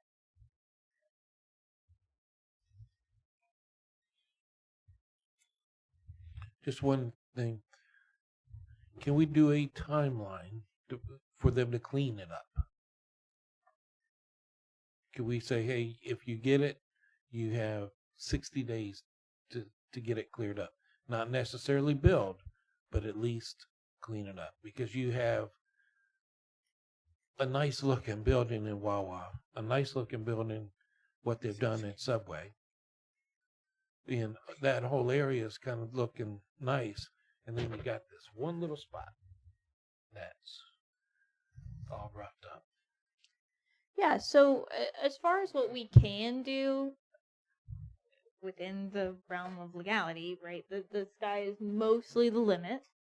Latricia is shaking her head at me like she's Well, there's got not something much else left to say. clean up. We've pretty much cleaned it up. It's just vegetation, a bunch of vegetation, and the city owned. I think we should clean it up first. That's just me. It would help sell. Before we Pretty Yeah. much everything's gone but the foundation. Yeah, it's just Foundation, vegetation. palm trees, Yeah, but they right made out the that. front. So it's things just like The growing fact in that the- between the concrete. The fact that the concrete is there, they may not need a SIP permit. I mean, that may be advantageous to leave it there for them. Or not. Depends on what they do with it. I mean, the options that we have are when you sell a property, sort of you can either sell it as is, right? We can say this is how it's going to be. We can clean it up and sell it as is. We have the ability. I would need to add to the bid documents a contract that would require. I'm not sure that I could put that in a deed. That would be difficult to do in a deed. So we'd have to enter into a separate contract that they'd have to be willing to enter into rather than just money for deed exchange. That requires them to do X work on the property within Y amount of days if that's something that you want to do. But again, every restriction that we put on there, the property becomes worth less. I have a quick question. Sure. The last time we put it out for bid, did we put it out as is and it looks pretty much how it looks now, or The last was time it cleaner? the last time we put it out for bid, we put it out. I don't think that we had specified the condition of the property because we had put it out for lease rather than for sale. Gotcha. My only question is that because, as a buyer and as a seller, that is something that we look at. Was the property taken well care of? And if it's just something as simple as, going out and weed eating and moving a couple of bricks just to make it a little bit more presentable so that way it's more, appetizing to buyers, especially with all the new development and everything. That whole side of the city is looking fantastic. So that might help, even if it's just an hour of someone's time of getting it more, curb appeal for the sale. Yeah, absolutely. And I think that that's something that's, obviously we don't want to volunteer a department of the city, but certainly your public works department could assist with. Yeah, I mean, if we are charging people fines for overgrowth and things of that nature, then we as a city, now that we own it, cannot allow that to happen. So that is part of our duty, is to keep it maintained until it is sold. I agree. All right. I Okay. think you have your. I know what to do. All right. So next we will have discussion with possible action, fire assessment rates due to property tax bill. Fire Chief Lamar Steele. Should we come back to you? No, ma'am, I'm here. Okay. Basically, what I needed some direction on what you wanted to do with the fire assessment. These are some numbers that should have been presented to you a little while ago, and they didn't make it in time. So we have a deadline we have to meet. We have to redo the assessment every year. You have to set the numbers you want. And what I just need is some marching orders from you guys and which directions you want to go with this. You want to keep it the same? Do you want to look at something different? And that's all I'm asking for is which way do you want to go? Or if you have any questions about what it's doing right now or how it's going, I'll answer them the best I can. Ms. Meredith? Anything? Yes. How are we looking with our budget and the current fire assessment rate? Okay. What we adopted was at the rate at 29.4%, which is $159 per residential home, and 3 cents non-residential square footage, and $7 for vacant land per parcel. It was projected after the buy down to bring in about $217,000. So far, we've only gotten $193,000. That's not unusual, I suppose. Whether people pay in or don't pay their taxes. That's where we're sort of at now. I will say this, that the fire department, just so you know, the fire department has experienced a 21% increase in calls to date. And it does not seem to be backing up any, and I'll leave it there. Ultimately, it's your decision on which way you want to go. So I would say that I think we need to, as much as I hate to raise taxes, we need to cover our costs. We can't be operating in a deficit. And so I am in favor of increasing the assessment to cover the costs that we need to, that 21% increase. Okay, I'm going to be honest with you. I don't know what that number would be. Go ahead, Ms. Jones. Oh. I'm so sorry. And the other thing that we'll need to do, and we'll need to speak with our consultant, because there is a maximum percentage that you're allowed to go up each year. What are we supposed to do? Just operate in the red? What's the solution? Are you saying the county reduced our amount by 21%? Is that what you're saying? No, ma'am. Okay, so No, how much? ma'am. I'm saying that our call load has increased by 21%. All right, but at the last meeting or before, you said something about the fact that the county had increased the amount they were going to give us? No, ma'am. I said that would. You're in discussion. We're in that discussion right now. As of today, we have a meeting with the county directors Monday to bring it back before them again. They started the process too late in the game to come up with a formula that would fairly pay everybody for what they respond to. If you look at the number of calls we respond to in the county, we respond to more calls outside our city limits than any other municipality. Which would increase if we went with one formula, it would increase our funding from the county, which is at $417,000 by over $100,000, which would be super beneficial. The problem is today, the county informed me that they thought in 2 years that the current fire assessment they have would be in the negative. I'm not quite sure how they got their numbers there. And so they're looking at coming up with a formula to try to treat everybody fairly. I'm not quite sure whose description of fairly they're using, but anyway, that'll be discussed Monday. If we were to go with what it costs the county to run a fire call, you guys would be really happy, but they're not going to do that. So, the funding numbers, I'm not sure about what to tell you where we're at or what we're going to do. I will say this, that I've asked Stephen to give me some numbers on what we're looking at and the reduction of property taxes, and he went to Randy Rudder and got some numbers from him. And I'm thinking over the next 2 years, the first year that this is implemented, you'd see a drawdown in your ad valorem of about $300,000. The second year, you would see a drawdown of about $400,000.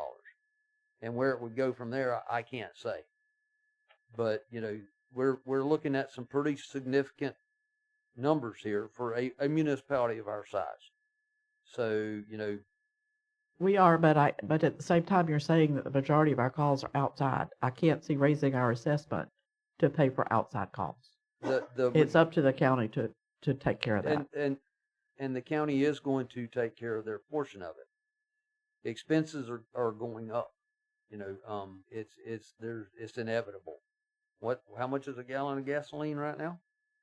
It's going down. Depends on what day it is. You want to feel some pain? Watch me pull that ladder truck in Yeah. and fill that tank up. Sure. Or just an engine. But we just need. Me and Kiersten need a direction for you want us to go. If you don't want to increase it, that's fine. Remember that these numbers are going to be down the road. So I just need marching orders, guys. Whatever y'all want me to do. So one of the things that I know that this is a little bit nebulous, so it can be challenging. One of the things that your consultant does is they give you have a consultant, Accenture, for your fire assessment services, because the calculations are incredibly complex. They can give you a sense If you say we want to go the absolute highest fire assessment rate possible, tell us what that is. They can do that. There is a maximum cap. You can't just increase it to whatever would be convenient. For better or worse, that's not permitted. So if you say, hey, we really think that we need to up it to the highest amount, they can bring you a resolution. You can bring it down from there. But we need a sense from you so we can get a resolution in front of you of what you want those numbers to look like. If you say, bring us the maximum amount, and we'll adjust it down if we want to, then that's something that we can do. If you say, give us, 50% of the maximum amount that we're allowed to, then we can do that. We just sort of need a sense from you, and tell me if you disagree, Chief. That's correct. You could put it at the maximum if you wanted to, and draw it down from there once you figure out what the budget numbers are and what you would need. But we've just, and I can give you those numbers right now. Well, I could have till the screen went black. I can give you those numbers again now. And Ms. Jones, grab both sides of your seat. I know I'm going to have a heart attack. Go ahead.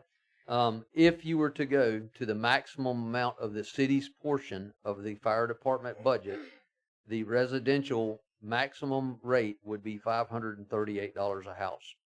I know that you're not going to go to that. I know that. I'm not. Somebody else might. Yeah. I'm not. Non-residential would be at 0.08 per square foot, and vacant land would be at $22 per parcel. That's if you maxed everything out. And I'm fully aware of how everybody feels on that. Remember, I have family that lives in this town too. I live in the county, but they live in this city. So, that's a lot of money. Regrettably, I'm just going to lay this out there for all of you property exemption fans. This is going to be the way a lot of places go. So if you had a low property tax value on your house because your house was only worth $200,000 or $250,000, and now you're paying zero, every area is going to raise their assessments, their special assessments, and everybody pays that. So what you lose in property tax, you double in special assessments, and that's an easy way to look at it. You'll pay more in the long run in special assessments. I know I'm getting off base here, but anyway, guys, it's up to y'all. I mean, I have the assessment rates here from when we put all of this together. If it went from all the way from that number I give you, $538, down to where we're currently at $159, and we even took it lower than that if y'all had wanted to do it at the time, all the way down to 8 or 15% at $81. That was Miss Jones's number. Yep. But we ended up settling at $159. If you guys want to take it up a notch or two, you can. Just remember, if you do, just like Miss Kiersten just said, you don't have to implement that amount. We've just got to start the process. Sort of like your millage rates, right? How you set your maximum millage rate. So in this resolution that we'll be bringing to you, first one, right? Eventually you will need to choose a rate. I'm not saying that you don't have to, but for this first go around, so that you can mess with your budget and play with the numbers in your workshop, my recommendation is adopt high and come down rather than adopt low and try to come back up, because if you raise it over a certain percent from your initial resolution, you have to re-advertise and renotice. And that would be $10.35 a week if we went at the 538. But we're not going there. And how much was that latest fire truck that we wanted? That fire truck right now, I think the last time we looked is like at $1.4 million. And that's a 3-year waiting list. You have anything? I'm just not sure if the information I have is 100% accurate, but coming from a resident standpoint, my understanding was that the last time we passed the fire assessment that we told the residents it wouldn't change for 5 years. It may be wrong, and that to me would be the first thing that I would think we would hear from the community. just after, watching this is, hey, it wasn't supposed to change for 5 years. And then if it does, then they're, questioning what we do from there. So although they're very good points, I'm not saying yay or nay. I'm saying just take that into consideration. We would have to at least address that with them, so that way that confidence is still there. That's my only pondering moment at the moment. I don't remember that we did that, though. Anybody Saying remember that that we there did was that? What? I don't know that we Saying that said we wouldn't change raise it. it for 5 years. If I don't remember that. I'm not saying it didn't happen. Yeah. There was a lot going on at that time. And there was we had the council. Give you credit where credit was due. They worked their butts off and they looked at it really hard, trying to keep it as low as financially possible to help the citizens at the time. And I agree. I pay a lot more outside the city than we currently do inside the city for fire assessment. Mm-hmm. Mine is over $200 something. I think it's right at $300 something for fire right now. Is that right? Yeah. And in the city we do pay for the EMS assessment though, because we use Levy County EMS. Right. And that's going to go up too. My God, I don't know what to tell y'all. Y'all got a hard road to hoe. That's all I can tell you coming up. But we need some marching orders here. Like I said, the 100% rate is a lot. That's $538 a house. The 37% is $200 a house. 32% is $175, and then of course we're at 29%, which is $159. The top end number would raise $797,000. 37% would raise approximately $278,000.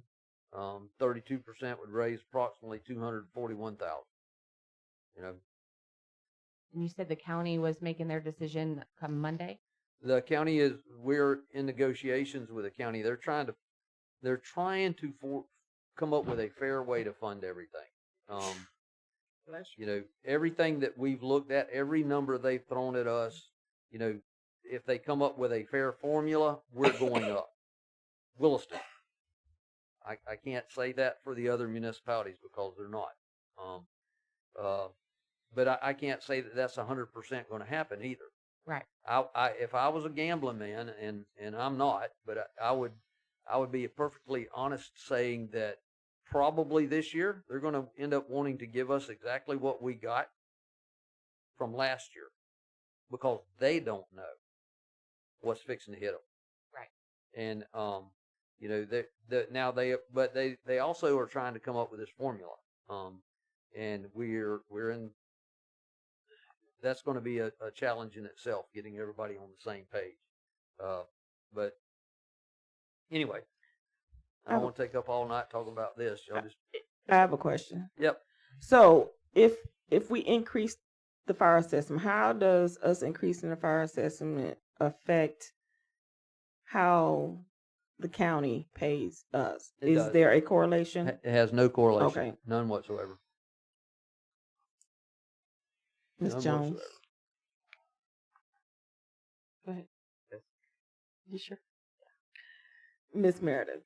I want to clarify earlier because I'm not a fan of raising it 100% to the max. But I think that what was really hard on the citizens when our utility rates were kept low for year after year after year, and then we saw a really significant jump in the cost. That was very hard for people to absorb overnight. I am much more of a fan of slowly, incrementally raising the rates each year to let people have time to adjust to the new costs. And if we keep things artificially low, then we're going to end up still paying the price, but we're going to end up paying it all at once later on. So I'm a fan of covering our costs and raising it the minimum amount that we need to cover our costs, but incrementally raising it each year as small as not possible. I'm not a fan of going low. Like you said, the utility bills for years, they were low, low, low, low. And then all of a sudden it was there. Halfway, would be a good starting point. But as I said, we still need, let's set high. We can drop it down. We just can't go the other way. So if the county gives us exactly what they gave us last year, how much do we need to run the department? You're laughing at me. Yes, ma'am, because you haven't given me a budget yet. I mean, if it was the same, if your budget was the same, I would need to go at least to 37%. With some of the proposed increases. which is what? That would be $200 a house. Now, let me say this. If you took it to that 37.2% and it went to $200, that does not mean you have to use that amount. Once we get through the budget process, we can lower it back down. It's up to you. It's up to you guys, what y'all want to do. You know, I put my heart and soul into building what we have today. I've called a lot of flack about this assessment, even though I'm not the one that made the ultimate decision on it. But I do believe you need to look at raising it slowly. Because, you know, for years I used the term in here, kicking the can down the road. And we kick the can down the road so many times when it comes to utilities, when it comes to fire, even when it comes to police. We have kicked that can down the road. And, you know, we, at some point, it changed. We couldn't go any further without raising our utility rates tremendously in a very short time because we had kicked the can down the road. You know, my recommendation is to raise it up. The number you want to go to at this point, you know, is your decision ultimately.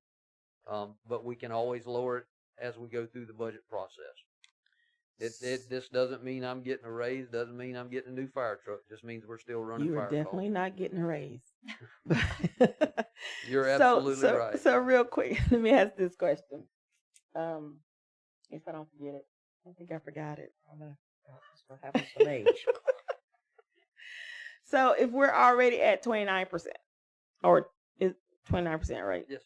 And so when we're talking about increasing, you said something about 37%. Is that 29%, and then we're going to increase it by 8%? Yeah. Or are we? Yeah. Okay. Yes. Okay. It would go up by 8%.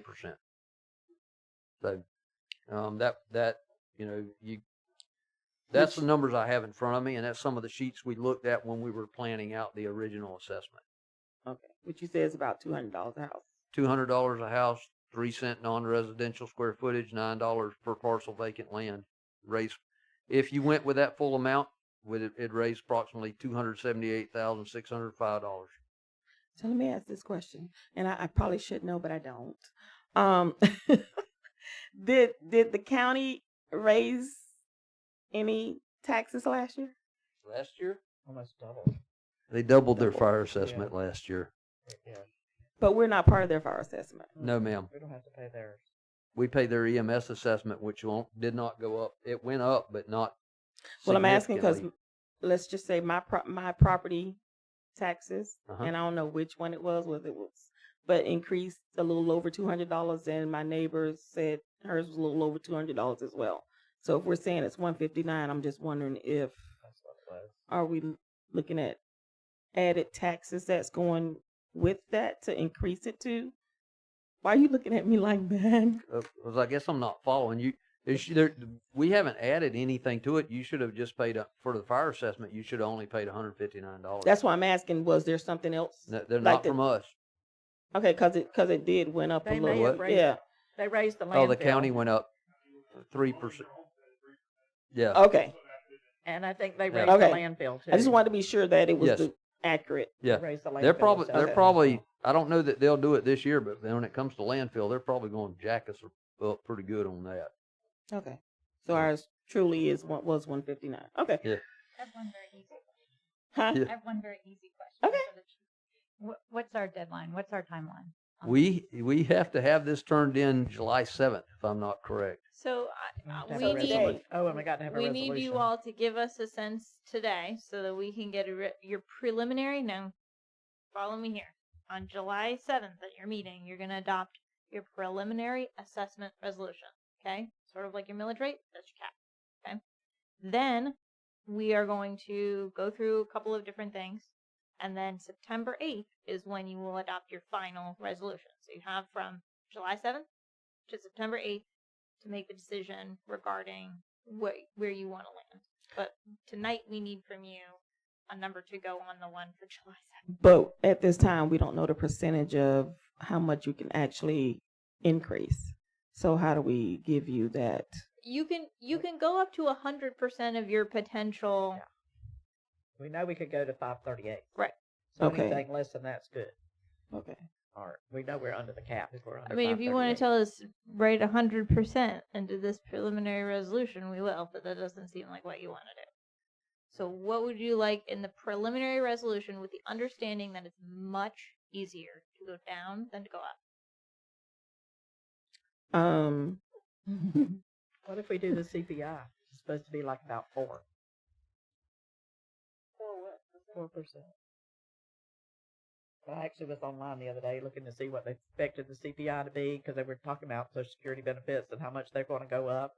And it's like 3.9% or something like that. My only issue with that is that Chief Stiegel has told us that in order to meet budgetary needs, we need to get to 37%. So we're still operating in a hole if we go just with the CPI. I'll go with that with you, 37%. That's halfway. Right, Chief? Yes, sir. And let me remind you that as we go through the budget process, even though we adopt these numbers, we can lower it down if that's what you choose to do. Or if the county comes back with some miracle money. If November 1st or November rolls around and there's a big vote no, hey, then we do what we need to do. But I don't think that's happening I either. started to say we said 159 last time and we certainly didn't come down. No. So I don't expect that we will if we set it at something. For the cost of operations, we would at least need to be at a 37.2%. Yes, just ma'am. to make even. And that is with the understanding of that's with our current budget, with our current property taxes as they currently stand. Just keeping that in everyone's mind. But we would have a year before the property taxes. Before you realize the assessment. So the bill goes into effect. If there's a yes vote, the bill goes into effect January 1st. So exactly when you're going to see the effects, people argue about how it's going to impact and when it's going to hit, et cetera, et cetera. It's brand new bill, hasn't gone into effect yet, so attorneys don't have an agreement on that. I can tell you that the bill becomes effective January 1st, 2027. And to give you a little more insight on some of the discussions we've had with several of our representatives, if it doesn't pass, it's going to come back before them, and they're going to amend it and do it a different way, add stuff to it. And this is what I'm being told. There's going to be some stuff like in the original bill, like for police and fire and things like that. If it does pass, they're going to go into a special session to look at how to amend the constitutional amendment to add in those what they call core services. Core services would be police and fire and school board, Which solid means waste. they have to pay that assessment. Yes, ma'am. So they're, even though there's not those protections in place right now, the core services, what they're calling the core services, and that goes back to police and fire and some of things like that. You have to walk a very fine line when you look at that in your budget process. Doesn't it currently say that we have to keep it at no less than it is now? If it passes. If it passes, you cannot remove the core services. The police or fire have to be at least right, what but it was. they specifically don't name Right, police it and can't go fire down. anymore. Yeah, right. But it doesn't have there were some iterations of the bill that had like a specific funding requirement, and so that like you can't go below where you are currently does not exist in this bill. It requires you to make contributions to your core services and continue your core services, and it provides restrictions for things that you're allowed to spend property tax money on. Right? It really narrows those down to what we are calling the core services. So that's all you're allowed to spend your property taxes on. Now, we're talking about special assessment funds as well. So just as a reminder, your special assessment funds are very limited in what you can spend them on. It's not just like general fire, etc. It's much more specific than that. So just keep all of that in mind as you're telling us a number.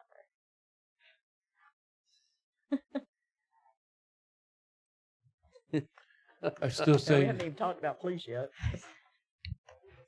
I agree with what Miss Meredith said. The increase to 37%. It's right in the middle. I don't want us to get in that boat of we're in the bottom every year and then we're told, hey, you're going to have to increase it. That sounds And like then what we're saying. That every year we're gonna have to increase it until we hit whatever of that is. Because every year, I mean, every year you're gonna have increase in something anyway. The property tax. So goes down. everything is going to, Something else will have to go up. yeah.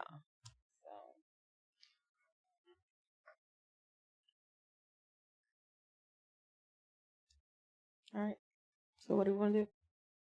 We have two consensus to go with 37%.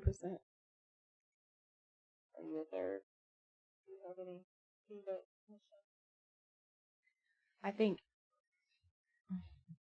I know this is a touchy subject because, you know, we just had that whole issue with raising the rates on the electric and how that panned out, and the residents' understanding of how that all plays out.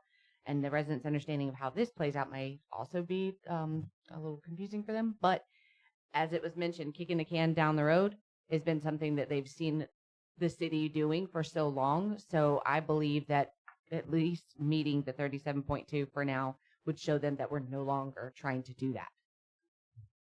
That we're trying to at least make it to where we can still operate, and then little bit by little bit, instead of it being like, hey, by the way, we're going to hit you with another 50%. So I would agree at this time that the 37.2 would be a good idea. Ms. Jones? $41. That's what it amounts to. $41 more dollars. For a week? Nope, $41. The difference between $159 and $200.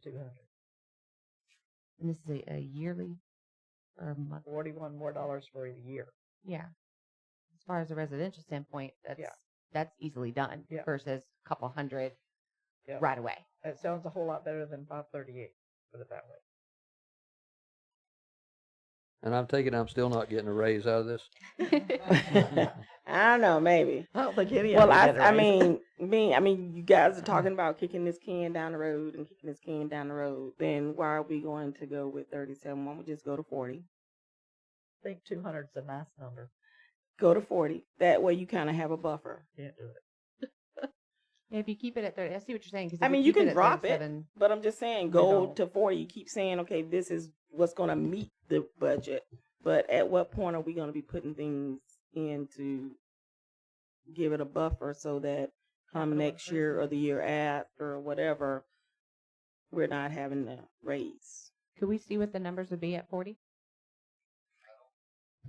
Sorry, I don't have those in front of me, but I can That's try to okay. get them You real can bring quick. them back. No, I'm just joking. What we have done before, and I'm positive that Accenture can help us with this, we can bring you one at 37.2 and one at 40, and you can adopt the one that you like. I mean, like, he's only asking for 37. Why are you going to 40? Because I'm tired of kicking the can down the road. I'm tired of every year we're raising something That's for an extra citizens 8%. to The play. cost of living's only 4. I mean, I think 200's enough. Well, in an effort to sort of sum up this section, can we go with what Kiersten said, where they bring us back 2 options and we obviously make a decision and they bring it back to us? Sounds Thought you had to have it tonight. I thought Oh, you had did to- say you had to have You it have to tonight, have it didn't tonight. I have how to you have gonna it. do that? I have to have a number from you all to go write a resolution to I bring know. up before you. So All right. I can write two. But it doesn't. None of all the changes have is a the numbers, and consensus. unfortunately, Accenture. In other words, we don't have to vote on But it you- tonight. We just have to give you direction. I tonight. need to I know thought you from you needed a tonight. vote tonight. No We vote. can go to Well, 40 and then drop down to you 37. have 4 to 1. Go with 37.7. Whatever. It's fine. I'm just saying. I can see the benefit of looking at both, giving the option, and we can weigh it I'm out. gonna bring at the back time. both. I feel. I think that's probably safest for Tricia's everyone. throwing Miss Latricia. Madam President, Supervisor Jonathan. Oh, Mr. Bishop. Bishop, absolutely come forward. So I know you hadn't asked for my opinion, but I think you need to build a little wiggle room in there because we don't know what November brings. So if you go 40% or 50%, doesn't mean you're committing to it, but you have the wiggle room. If you go 37.2 and you need 38, you deleted your wiggle room to make his budget whole. Agree. But I guess we do need numbers. We do really need numbers. Because that may be like, Bring back both. Thank you. We appreciate it. We need numbers. All right. We good there? All right, we'll go to the next one. Just do it all again next time. Yeah. I think the conversation's good, though. 37%. It is. No, she's going to do 37.2 and 40%. She's going to bring them both back. In a resolution. Right, definitely. Correct. Okay. That's what I just wanted clarification. All right, resolution 2026-34, resolution of the city council of the city of Williston. I can't see. Sorry. Approving an amendment to section 32.02C of, I'm sorry, y'all, my glasses. The city of Williston Human Resource Policy addressing entitlement to the health insurance post-retirement, authorizing appropriate parties to sign any document required to effectuate such change on behalf of the city of Williston and providing an effective date. HR Director Kim Troy. Good evening, Madam President. So in the packet, you have the new language because this was tabled the last time, and wanted to be brought forth with new language. So in C, I took out everything but the Medicare because it's in the other ones. It talks about Medicare.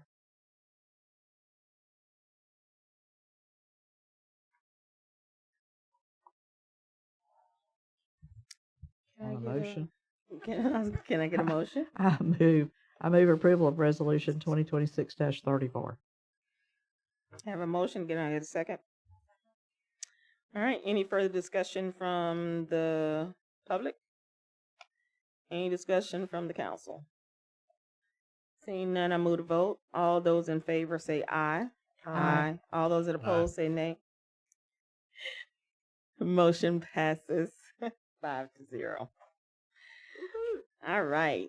So resolution 2026-38, a resolution of the city of Williston, Florida, designating an administrative authority to receive, review, and process plat or replat submittals, and designating an administrative officer responsible for approving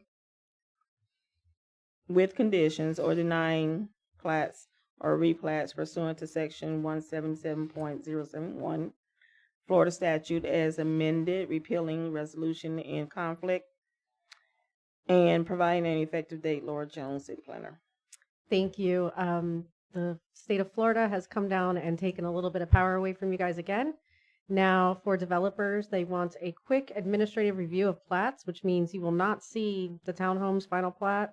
You will not see any preliminary plats anymore. It's all administrative now. So they do have a fairly good team that they put together. They ask you to have at least a surveyor. They ask you to have an engineer. They ask you to have the streets and roads department. And city manager at the time when this first came through designated me as the administrative person to review it. So there is a team, so you can trust that a little bit, but you guys won't see anything anymore. And I'm sorry, but This is the Florida state, not me, which means we have to make a change to our LDC, but to make it easy for right now, we wanted to do a resolution, and then we'll hit the LDC at a later time because that's kind of a pain because it kind of hits other things in the LDC, and it's more than just one really quick resolution.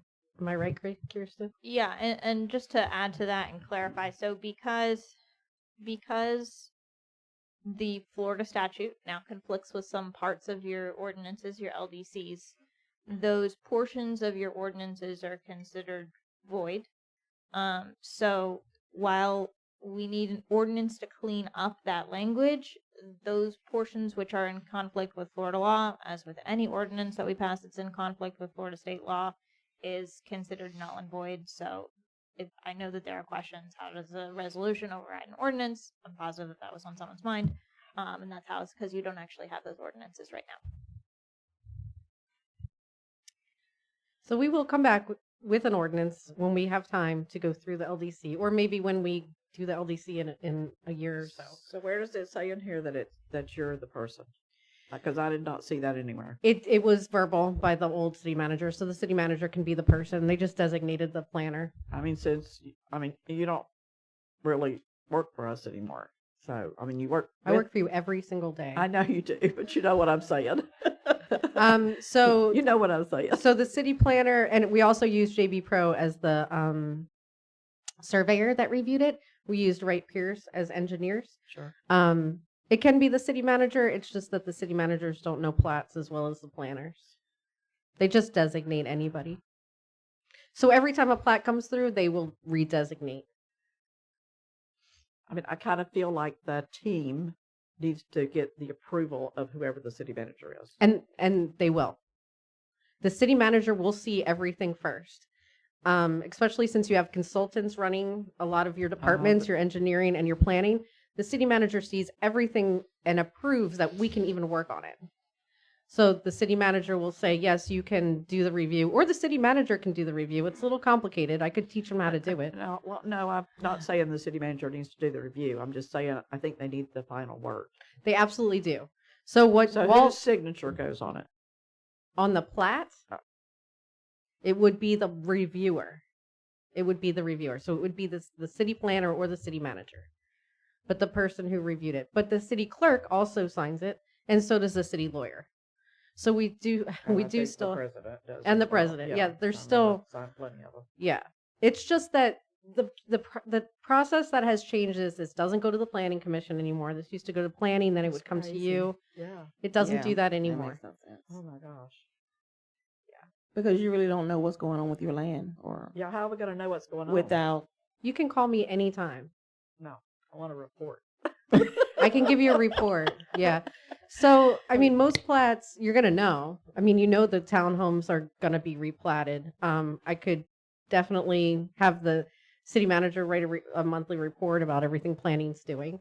But the city manager will always see before anybody touches anything, because you're using so many consultants, we have to get approval anyway. Is this only for building new builds? It's for plats. And period. Subdivisions. Minor subdivisions and major subdivisions. Just substitute that word. If you come to me and you want to split your property in half, that's a plat. Yeah, see, that's easy. Yeah. It's the subdivisions. Right, but if someone wants to buy 200 acres and divide it into 200 separate parcels, major subdivision plat. But we still don't see it. Right, but I was just curious as if it was just because you were talking about the how townhomes and stuff. I mean, like we would have never seen just Lennar. because, right? So if I come in and say I want to divide mine, we would never even know about it because we'll never see it except for. Well, it's private property. Yes, I'm more worried about a huge subdivision that we're still not going to. So this is a resolution. What I'm saying is, this is a resolution, and this is the state statute that administratively you guys cannot approve. But that doesn't mean you guys can't see a report at city council on on what's been happening. Yeah, I realize I can't do anything about it. You it is can't state statute, but I still don't like it. You can't approve it or not approve it, but we can certainly bring it to you at updates at city council and say, we had a plat. It's for 500 homes over here. It was approved. Yeah, that's what I'm afraid. You're gonna know about that stuff anyway. It's not. We don't. No, I just want to make sure we're going to know something about it without. Well, we That's too late also, then, it's right. whenever we have a pre-app meeting for a developer, we always invite the city manager, the utilities director, streets and roads. So your staff really does know what's going on. So, you know, They can kind of give us an update. as well. Absolutely. Okay. Yeah, we can certainly give you updates all the time. Okay. Yeah, I'm sorry. I mean, it's not me, it's them. But at any time, when the new, because there's one coming, a new city manager comes in, if they decide that they want to make changes or do things differently, they can do it without changing the LDRs. without changing the ordinance. Okay. So the team, the that review make team, sense? is that what you're talking about? The Yeah, yeah, review yeah. team is written in the Florida statutes. Okay. Oh, exactly who it is. Who it should be another surveyor to double check the surveyor's work. It should be an engineer. It should be your streets and roads department or utilities. So there's a team. I can be more clear if you want. I could bring, a really good summary. There's also dates attached to this. So you have a certain amount of time to get this done. It's Really pretty good. short period of time. Yeah, it's not, but they really did kind of lay it out for you. So I can bring more if you guys, I didn't know you were so interested in plats, or I would have done a presentation because I do love didn't plats. know either. Yeah. But Okay. I would have done a presentation. And it's not but really the minor plats that bother me, the minor subdivision plats, but it's the major ones. Yeah. That, of course, we don't have a whole lot of those. Yeah. But those are the ones I would want to know about. Yeah, and you kind of know where most of those are. You've got Covington, you've got Stone, Laurel Point. whatever that hasn't really happened yet. You've got Laurel Point. Laurel Point. But then again, some properties over here, those big properties have sold and we haven't seen anything yet, so we don't know what's going to happen there. The ones like right north of Cherry Point, I think it's called. Cherry Hill. Oh. What's it called? Cherry Hill? Cherry Point? Oh, Cherry Point. Cherry I Point. thought the new division was going to be Cherry Hill. It's from I was like, what? It's just north. All that property's been sold. Just right behind my house. Yeah. Where they got all but these. you don't get to look at it. They're just going to spring it on you. To the extent that it makes anyone feel any better, and it might not, but the same requirements that existed for who's allowed to plat and what plats have to look like and the requirements for meeting those and zoning and land use and all of that still remains. So every requirement that would have been on this council to make a decision based on the LDC rests and remains with the administrative authority who will be doing it. So to the extent that that gives anyone any peace of mind. Just makes it faster, which is what they're trying to do. Yeah. And we actually had the same team review before we brought it to planning. It just takes away that stuff. It just takes away It's the that things stuff. like traffic control, and that's why we have a council member sitting here, because she got involved with traffic control in her neighborhood. I mean, and different things that are important to people in the neighborhood that realize that that are happening because you hear about it. But if you don't hear about it, it's just suddenly there. and you don't even I think hope I don't about it. offend anybody here, but Tallahassee doesn't care how you feel. I know. Yeah, we exactly know. what you're They don't care saying. about your feelings. They care about that developer getting Absolutely. developed. We sat in on some of the committee meetings when we were up there, when we went for the Swanee River League of Cities, and they were discussing just those things, and they Mhm. could not care less. That's actually one of the first committee meetings I've ever been to. All right. It was very eye-opening. Can I get a motion? Or did we do a motion already? We didn't do a motion. Can I get a motion? You don't have a choice. Yeah, it is. Go ahead. Mike, turn your mic on. Not Mike, sorry. I make a motion, we approve resolution 2026-38. A second. Have a motion and a second. Any discussion from the public? Any further discussion from the council? Just want somebody to tell me when major subdivision plats come Oh, about. it's just because we want to know first. I do. Maybe we just want to know you could stay on because top people of do it. ask you questions, and if you have no idea, then it looks like you Well, have no, no it's- idea it's of what's going on in the traffic city. control, it's all those neighborhood things that are really important to neighborhoods that, of course, I know they're in the LDRs and they do traffic studies, but still. During the development process, they would do traffic studies. And that's really an engineering thing. So just we'll just keep in touch with the engineers to make sure that they review traffic If we know studies. about it, we can. But she's saying the review committee will make sure that they do that. That's what you're saying, right? Yeah, the Formally traffic. record- I'm sorry. The traffic studies are usually reviewed by engineers, and engineers are I mean, reviewing that's your just one plan. element that I would be worried about, but whether we have the proper utilities, whether we have capacity, I know that stuff the committee will look at, Mhm. but we need to know all that too. Does sewer plant have capacity? How much is left? Yeah. All that. Water capacity. Miss Meredith? Can we make a formal request? I know you probably can speak for Debra and certainly for myself in this moment. It would make us feel a lot better if every 2 weeks we could get an official update. For me, and when people call, residents call and say, "What's happening? They cleared all those trees."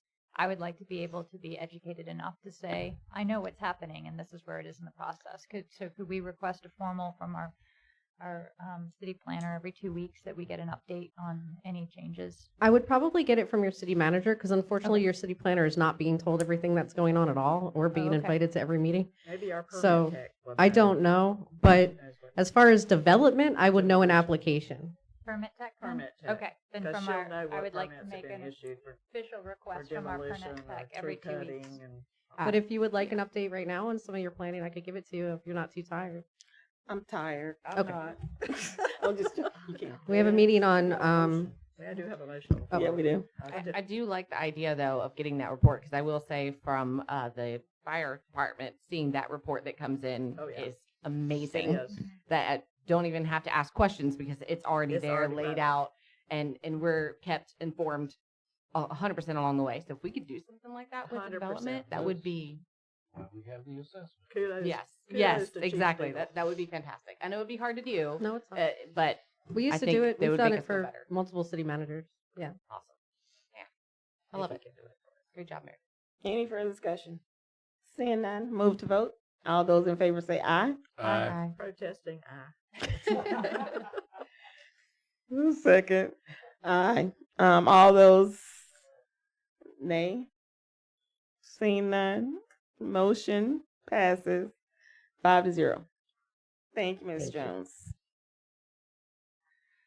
All right, resolution 2026-39, a resolution of the City Council of the City of Williston, Florida, approving the vacant land lease agreement between Cleared Direct LLC and the City of Williston for property at the Williston Regional Airport, authorizing the City Council President to execute all necessary documents and providing an effective date. Airport Manager Ben Stiegel. Yes, ma'am. So, bringing a little bit of good news to the council tonight, hopefully. We have been talking to a couple of organizations here and there. Some of you may or may not know that Sky Chiefs Aviation has all but closed up at the airport. We haven't seen them operate out of the airport for over a year. We've actually had a couple of new instructors move out, but they're not a flight school. So a few months ago, I was approached by a gentleman who some of these council members have seen before with another business venture, but he said he was looking into purchasing a flight school and was interested in locating it at Williston. So the land lease that is before you is for a very small area just outside of the new FBO where Sky Chiefs used to have a portable building. Now this is a very small section of land. It's a pretty short lease considering. Max can speak to this a little bit if you got and answer any questions that you guys have for him. But essentially, our plan is to start off in this building, bring the flight school to Williston, and then move into the terminal building, the old terminal building once it's renovated, and potentially build out a hangar with office space in it and develop this flight school at Williston. So it's where the Sky Chief trailer used to be, Yes, ma'am. and that's where it will be. Yes, ma'am. And they're going to own their own trailer. Yes, ma'am. Okay, I noticed it was a land lease only. Yep. Can I get a motion? I make a motion that we approve 2026-39. Second. I have a motion and a second. Any further discussion from the public? Any further discussion from the council?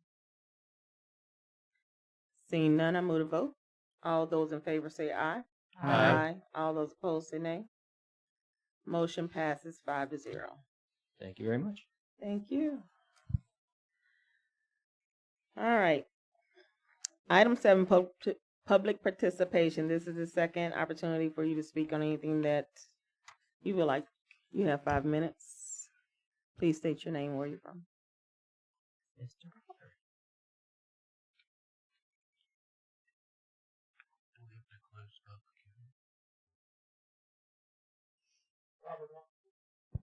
Robert Lang, 500 Northwest Fifth Avenue. Don't know if any of you need to know or not or want to, but we're going to have an HOA board meeting next door at 6:30 on Thursday. The city manager used to come to them, and Robert and Donald both came to them. So you're welcome. If you don't, not a big deal. It's just giving you a heads up. Yes. So as a city council member, can I attend? You can, as long as one of us is not there. Gotcha. Only one of us can be there. Gotcha. Because I know Okay. with me it's different because I'm Right. technically a renter in the community. So If you represent the council, I reckon you can. Yeah. And more than one of you can. We just can't You talk to just each can't other. speak to each other Yeah. or opposite ends of say the room. anything during the meeting if there's more than one of You you know I there. can't do that. Well, that So you I'm don't just, attend. I'm laying out where we sit. Go ahead. Just information. The right, Thank but not you. the ability. Thank you. You can I stay always home. have questions. I'm a question asker. I always have questions.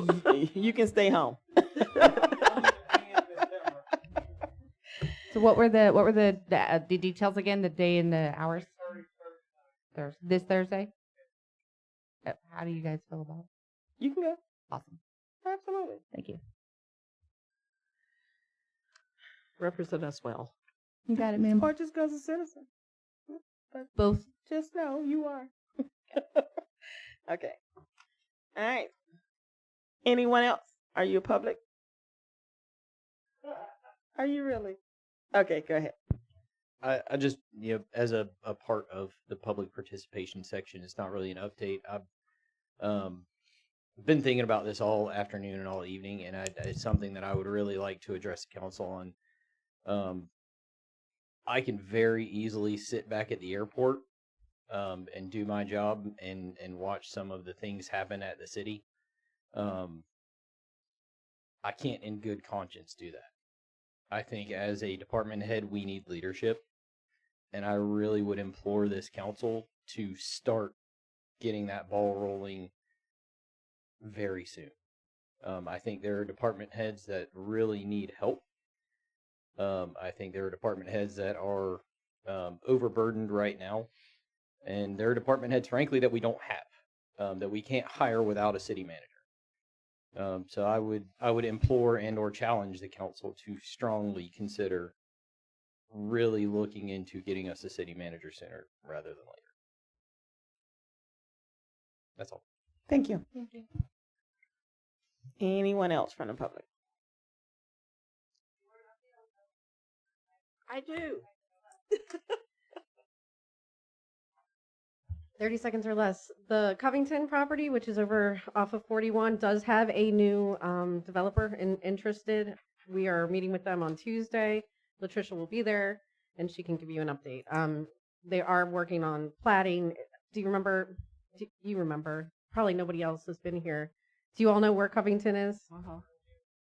Berkeley Oaks, that's right. Good Also job. belongs That to was 3 VDOT. developments ago. Yeah. So we're working with them to try and get them moving in the right direction. They have some problems with platting and holdups, but what's that? Yeah. Stop chiming in. Other than that, Speed restrictions. Stop I'm trying to think. She's trying to talk. Go ahead. He did. He got I me know, off my brain. I know. Other than that, I can't think of anything else right now. I'm not going to hold you up because of my brain, but I will definitely send a report if there's anything. How's Yes, ma'am. Laurel Point doing?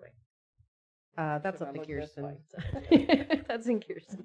I can give you the update and announcements if that's where. That we would are. be fine. Okay. Thank you. Any other questions? Nope, we're good. Thank you. Anyone else from the public? Seeing none, we will move on. What?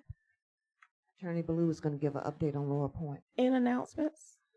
Give us a Oh, I'm second.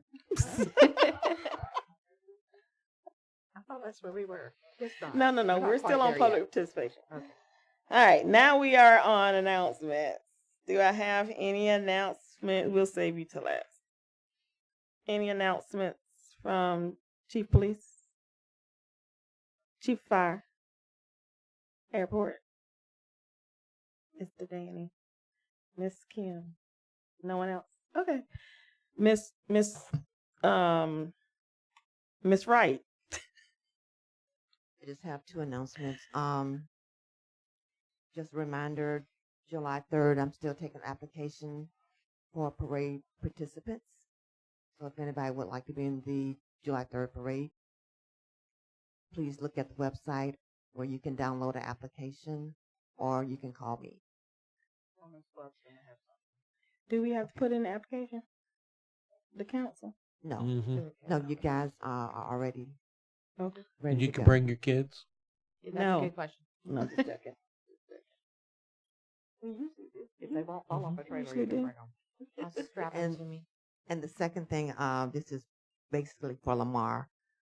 I want to give cadoodles to Doodles? yeah. Is that like kudos? It is like kudos. Yeah.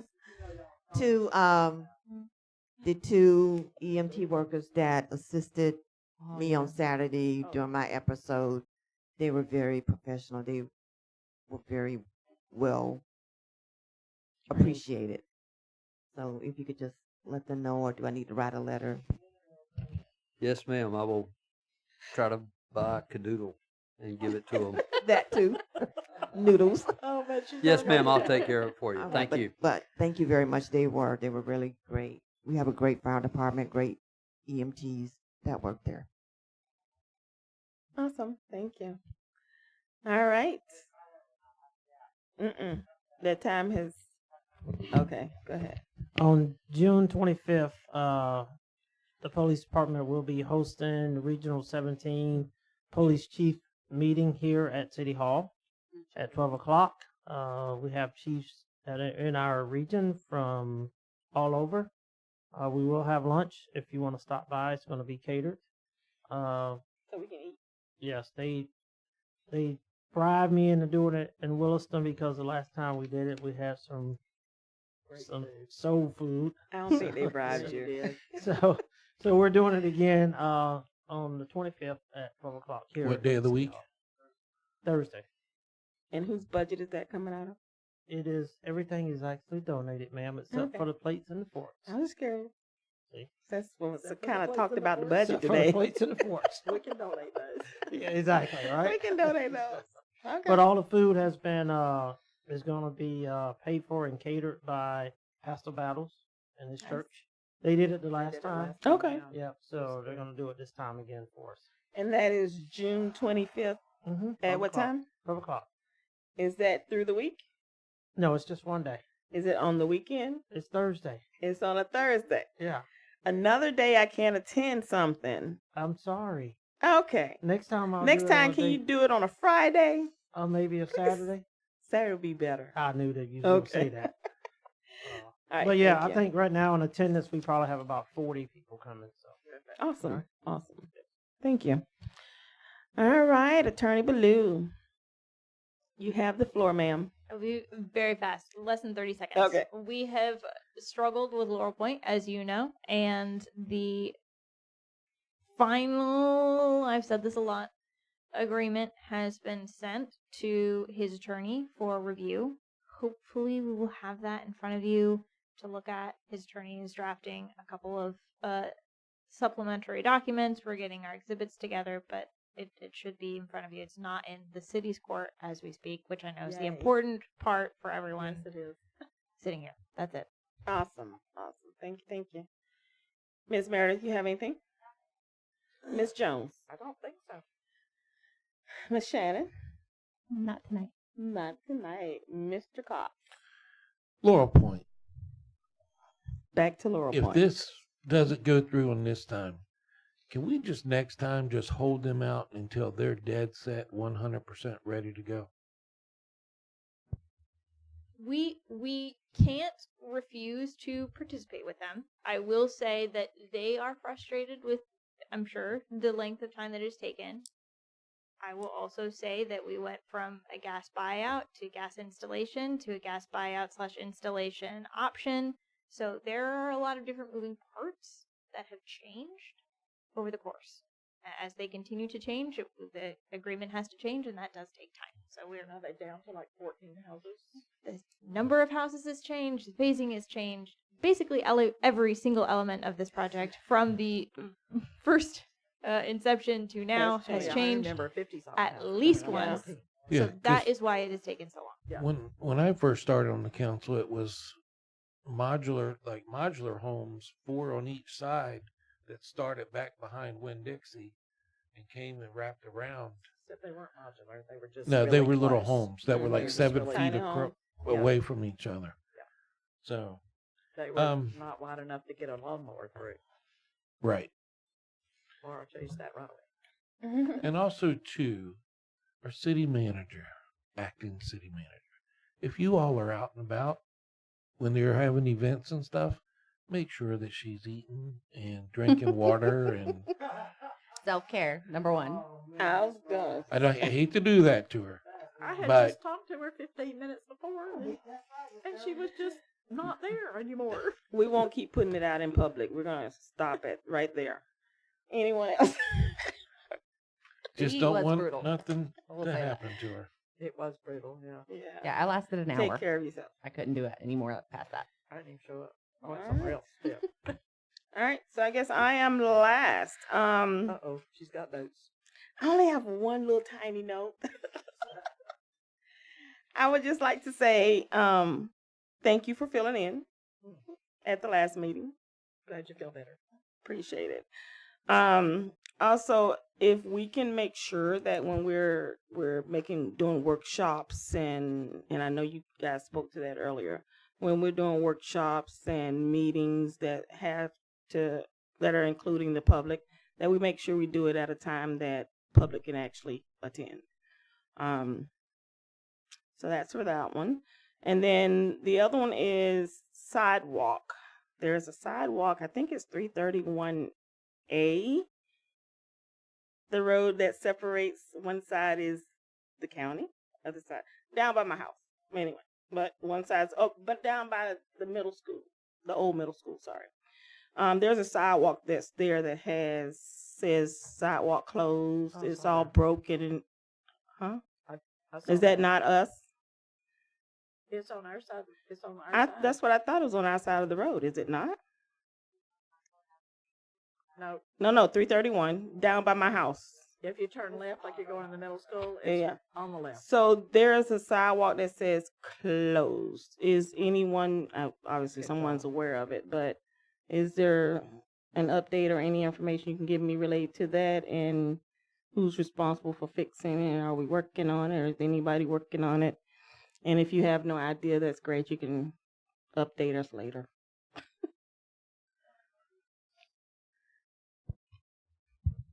I'll gladly look into it. That's the county part. Back when the middle school was open, we used to mow it for the county because the county wouldn't mow it. But that's the county sidewalk. But I can look into it and give a report back. So on that side of the road? Once you get past Cherry Point, like you're going back to 121. It's not. It's right in front of the middle school. So okay. That should still be the county, but I'll look at it tomorrow, and if it's ours, I'll correct it. What's the name of that subdivision? New something. Yes. It's right in front of Alice May's restaurant you're talking about. No. Yeah, it's down past Alice's you know restaurant. where the school is. Right. Right? So, yeah, so it's down from where the school zone was. Probably about half a block So we go down to the left. Yes, ma'am. The whole sidewalk is the county's, but I'll look into it tomorrow. The whole sidewalk is? Okay. But I'll look into it, make sure I'm not lying to you, and call the county and correct it. Okay, I just thought one side was county and one side was city. The way I understand it is, if you want to split the road, you're correct. But as far as the sidewalk, it's always been the county's. But The I can look county into may it. have put it there because it was in the county, but now it's in the city. Well, I can look into it, and I'll get clarification. And I see ya. Give me a second. I see you. It's on the other side of the road. Left. I know, that's what I'm saying. Now east side in front of the middle school is ours because we took in the property of the middle school. Well, it's on the west side. Old middle school, excuse It's me. on the west side. Yeah. Yeah, anything on the west side is ours. Correct. It's Even on. if the It's on county this put it side of the there, it's road. ours now. Correct. Am I confusing you? No, I'll look into it if it's ours. Oh, okay. You can't miss the sign. Yeah, yeah, yeah. It says It sidewalk does. closed. I've seen it, I just- yeah, it's I saw two. it Sunday when I was out there. I thought maybe we did it, but obviously, okay. I have a final question. Just a Yes, random ma'am. Question. It looks like Wawa's really close. Do we have an update on that? What's really close? Miss Jones will update you. June 16th. June 16th? July I was 16th. about to say. I was like, that's today. I know. I'm That's fast. Okay. Awesome. I'm so sorry. She told me July 16th. It's too. July 16th. She Yeah. actually came to my office. Oh, I don't. Eliano's is the 24th of June. 24th of June. 24th of June for 24th of Eliana's. June. Yay. I don't know about Aldi's yet. I haven't. Danny's been. Do you want to give him an update? Don't go anywhere. Stand right there. July 1st. July 1st. What about Winn-Dixie? For Aldi's? Really? What? I said, what about Winn-Dixie? Is that the truth? Or you're just making that up? You know, Is Winn-Dixie there for good? I thought Aldi's bought Winn-Dixie. what? Oh, You're a he's year bought the old behind. Winn-Dixie. So they didn't buy the company Winn-Dixie. They did Yeah. buy the company Winn-Dixie. What happened was this is Southeast Grocers. Uh-huh. They split off after they were purchased by Aldi's, and they started Southeast Grocers, which they bought the Winn-Dixie name. Okay. So that So see, Winn-Dixie wasn't a stayed. crazy question. You're not wrong, but that was old news. But Oh, yeah, yeah, the that's really old Winn-Dixie's news. staying. Okay. And then the Aldi's is. Well, it kept the name, so I didn't know Yeah, that there that was is a difference confusing. in And you the really change. think July 1st? Okay, thank you. That's really quick. Wow. Oh, I'm no. not playing with you. I'm- All right. I'm So nothing else from council as far as announcement. All right. Are we And back? entertain adjournment. We're not back before the 4th I of make a July, motion right? we adjourn. I have a motion. Do we need to second. talk about 4th of I July? have a at motion all? and a second. Any discussion from the public on adjournment? Any We discussion probably from need the to discuss council? 4th of July, because we're not back before then. You're not wrong. You're not wrong. Who's second? I mean, we have a float, right? We And have we're a meeting float. at the fire department, so we Yes. don't know what time. Meet at the fire department at 4:45. Okay.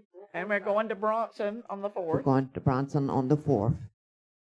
I'll have to send you all information on that Okay. because I need to make sure what time we need to be in Bronson. Is there Any- a dress code? Dress code? Red, white, and blue? No, white, we, and- we Other gonna have than our that, shirt Yeah, on, right? Like it's I will be red having shirt? shirts for you all. Awesome. I thought You gonna do it what? could- just wanted to make sure. I'll be having shirts for you all. Okay. Okay. All right. Yeah. We do have a motion, but they're discussing. This is part of the adjournment. So, all right. Any further discussion on adjournment? Seeing none. Fireworks. All those in Parade. favor say aye. Aye. All those opposed say nay. Aye. Sorry. My eye was a little late. Aye. Motion passes 5-0. We adjourn at 8:47 p.m.